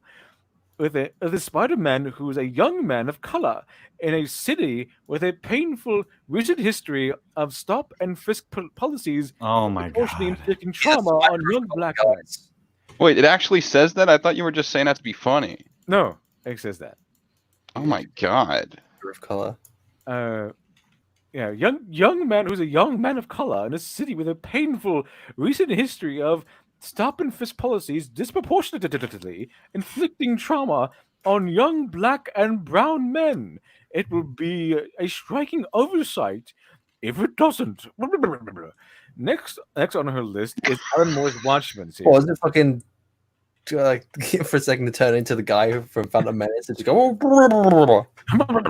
What the hell? What the hell is the chat going on about now? Ravioli, don't lewd the spider lowly. I don't want to know. I'm just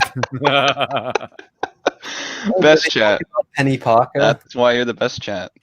Oh, that Penny Parker is that? Oh yeah, the Japanese one. She's from the Japanese universe. Okay, the manga universe or whatever it is. Okay, the anime future universe. Yeah. Okay. Oh, that's better than what I thought it was going to be. Do you understand life? Do you? What are you saying? There's a spider manga? Yeah, it's been that manga. It was Into the Spider-Verse. Into the Spider-Verse. There's a anime universe that's in the future. Oh my god! I need to see that movie now. It's a really good movie. I really enjoyed it. It's not in a gateway or anything. No, of course not. Yeah, it goes without saying. They have the Nicolas Cage noir spider, and they have a manga spider. I need to see that. Nicolas Cage noir spider is the best. She has a robot as well. And they have Spider-Ham. Sweet. No one cares about Spider-Ham. Fuck Spider-Ham. No one cares. No one cares about Spider-Ham. Spider-Pig, whatever he's called. He's a cartoon. He's like he's got a Spider-Pig. It got that big. I don't know, but they just added him in there because they needed another Spider-Man, I guess. It's like, hey, we have a Spider-Man, Spider Noir. Wherever I am, it rains, and the wind. No, so wherever I go, there's wind, and the wind smells like rain. I think the cartoon Spider-Pig thing is exactly what they want to turn all media into. The soft, non-threatening, cartoon violence-filled thing. With nothing's really offensive. He's talking about criminals make evil sandwiches or something. Is he Alex Halo thing? Witcher 2? Ravioli thing is a meme made by Lost Pause. Okay. Stan Lee wrote 2 manga? I didn't know that. Ravioli. Ravioli, give me the formioli. Okay, so we're going to go into Watchmen. So next on her list is Alan Moore's Watchmen series.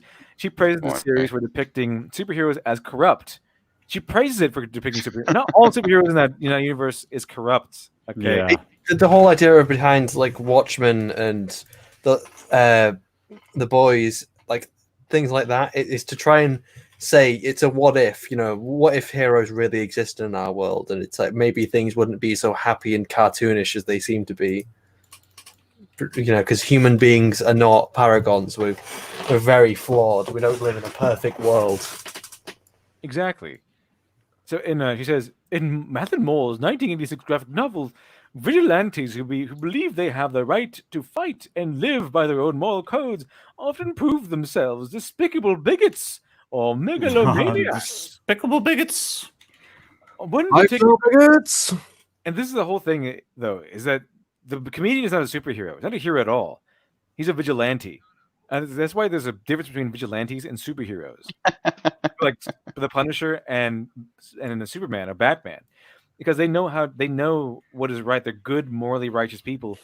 Whereas people like the comedian is absolutely not. The comedian will actually work really well in the boys universe. Because in the boys universe, the heroes are not really righteous for the most part, except for Starlight. They're mostly just in there for the adoration. Money. Yeah, the money and adoration, special privileges and stuff.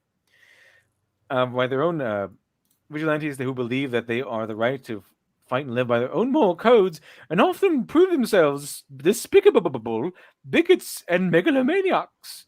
One particular image of so-called heroes confronting a riot looks an awful lot like the recent videos we've seen of police officers shooting rubber bullets and they're committing violence in those riots. That's why they're riots. Okay. And the Watchmen between a riot and a protest. Yeah, the difference between riot and a protest. Okay, when riots are happening, violence is happening. That's why it's a riot. Okay, when I think even the Watchmen, there were riots that they were quelling. The cops are not just there to just die on the streets, like we said before. They're there to keep order, and if the populace becomes unorderly and start destroying and burning down buildings and stuff, that's when you kind of step in to say, no, get a little spank on the hand. No, don't do that. You get arrested if you commit crimes. Still, you can protest. We start committing crimes and turn into a riot. You get arrested. Okay, it's a crime. So then goes on to applaud Damon Lindelof's HBO Watchmen series. I mean, that horrific travesty of a TV show. Despite having issues with the fact that Regina King's character is a police officer who tortures suspects. I thought you would want that, right? Zuckerman writes, but as the mysteries unravel. Actually, the Watchmen TV show is really interesting because it depicts a world where policemen are being targeted so much that they have to hide their faces. What an interesting world that would be. What a funny contradiction is that they need a code to unlock their gun. So they it's like, hey, I need my gun. It's a police release it. I'm in danger. It's like, sorry, it's jammed. It's like, no, I need my gun right now. Bang, bang, bang, dead. That was good pro-gun propaganda. Yeah, it's like sometimes they're so woke they accidentally are unwoke. Like they're so you can't stop being human. It's confusing because they had like a white supremacy movement while having cops be victims, while also having like anti-gun. They had almost a pro-gun message and pro-police message. Yeah, I mean the woke mentality is so antithetical to being human. As sometimes they accidentally are human and therefore get called out on it for being too unwoke. Yeah, it's true. Because you can't really be woke and human at the same time, it seems. Mm-hmm. Sometimes, but they actually are human that be deep down, and sometimes they're accidentally human. They're accidentally human, and they get called on it because they slipped. Their woke mask slipped. But as the mysteries unravel, it becomes clear to that Watchmen's real intent is to revisit one of the most lauded stories in the comic book world and re-examine it from the perspective of historically excluded black characters. She adds, in doing so, the show reveals the connective tissue that links harm committed against black people from the Tulsa massacre to racism that Angela deals with and the present day. Black heroes rise up to meet the darkest force, one that ignores, by most superhero stories, racism. Finally, Zuckerman concludes that her article, by regulating woke Hollywood talking points, and or by regurgitating woke Hollywood talking points, and how to solve the problem of superheroes. Quote, the problem of superheroes. The problem of superheroes. Yeah, she writes, if Hollywood is to do better in telling these stories, for more creative of color need to be given the reins to tell them. How about you just create your own superhero? How about that? Zuckerman adds, writers must. That would take work. Yeah, that would take work and, more importantly, talent. Let's see here. Writers must also shake the notion that they are bound by the strictures of outdated intellectual property. She explains, success of Watchmen suggests that it's not successful, though. It's not, though. Well, it was like pretty banging there. Success of Watchmen suggests that creators can snap up to those familiar caricatures and still weave a new story. with new politics and a new perspective, using only fragments of what came before. She finally concludes, only when creative freedom is encouraged and Hollywood offers more opportunities to BIPOC characters and white creators use their capital to support creators who are too often overlooked, we will get more superhero tales that adequately grapple with the complexity of justice in America. And then we have one of them. Somebody say fuckwit. That's garbage. Hey, chat, can you say fuckwit? Nazi! That's close enough. What? I'm not oppressing anyone.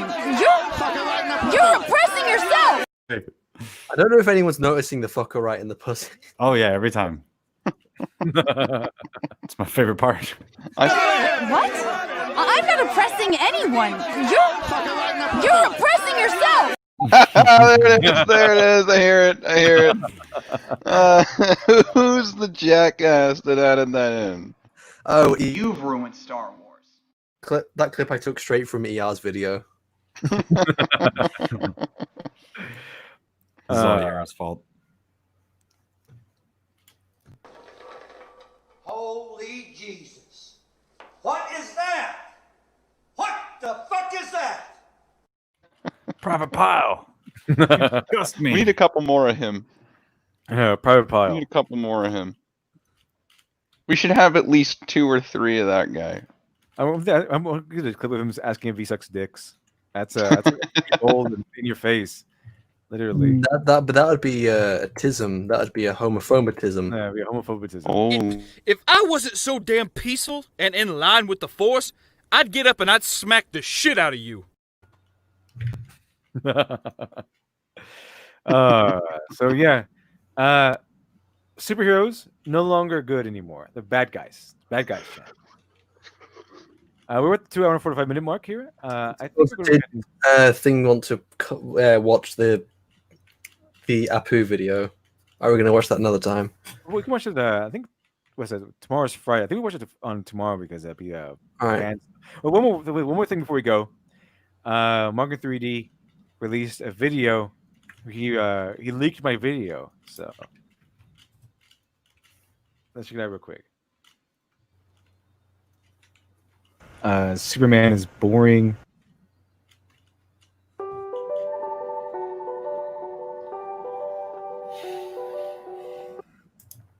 That the mystery box is a Pandora's box of writing, and what's really, truly waiting inside is not wonder, but Mark Wade. Very good, Market 3D. Very good. How dare you release my video? How dare you leak it without my permission? Months of work ruined. Let's see, Alex Halo, then we should too. Okay, time to start the new Weeb order. The new Weeb order. New Weeb order. Let's look at wrestling. Peace, freedom, and weeps to my new empire. I love democracy. Okay, so thank you everyone for joining us. Thank you, Shiny. Thank you, Agent Yokai Zero. Thank you, Glib, for joining us. And of course, thank you, Best Chat, for joining us today on today's Morning Nonsense. I hope you all have a wonderful rest of your day. Now, see you all.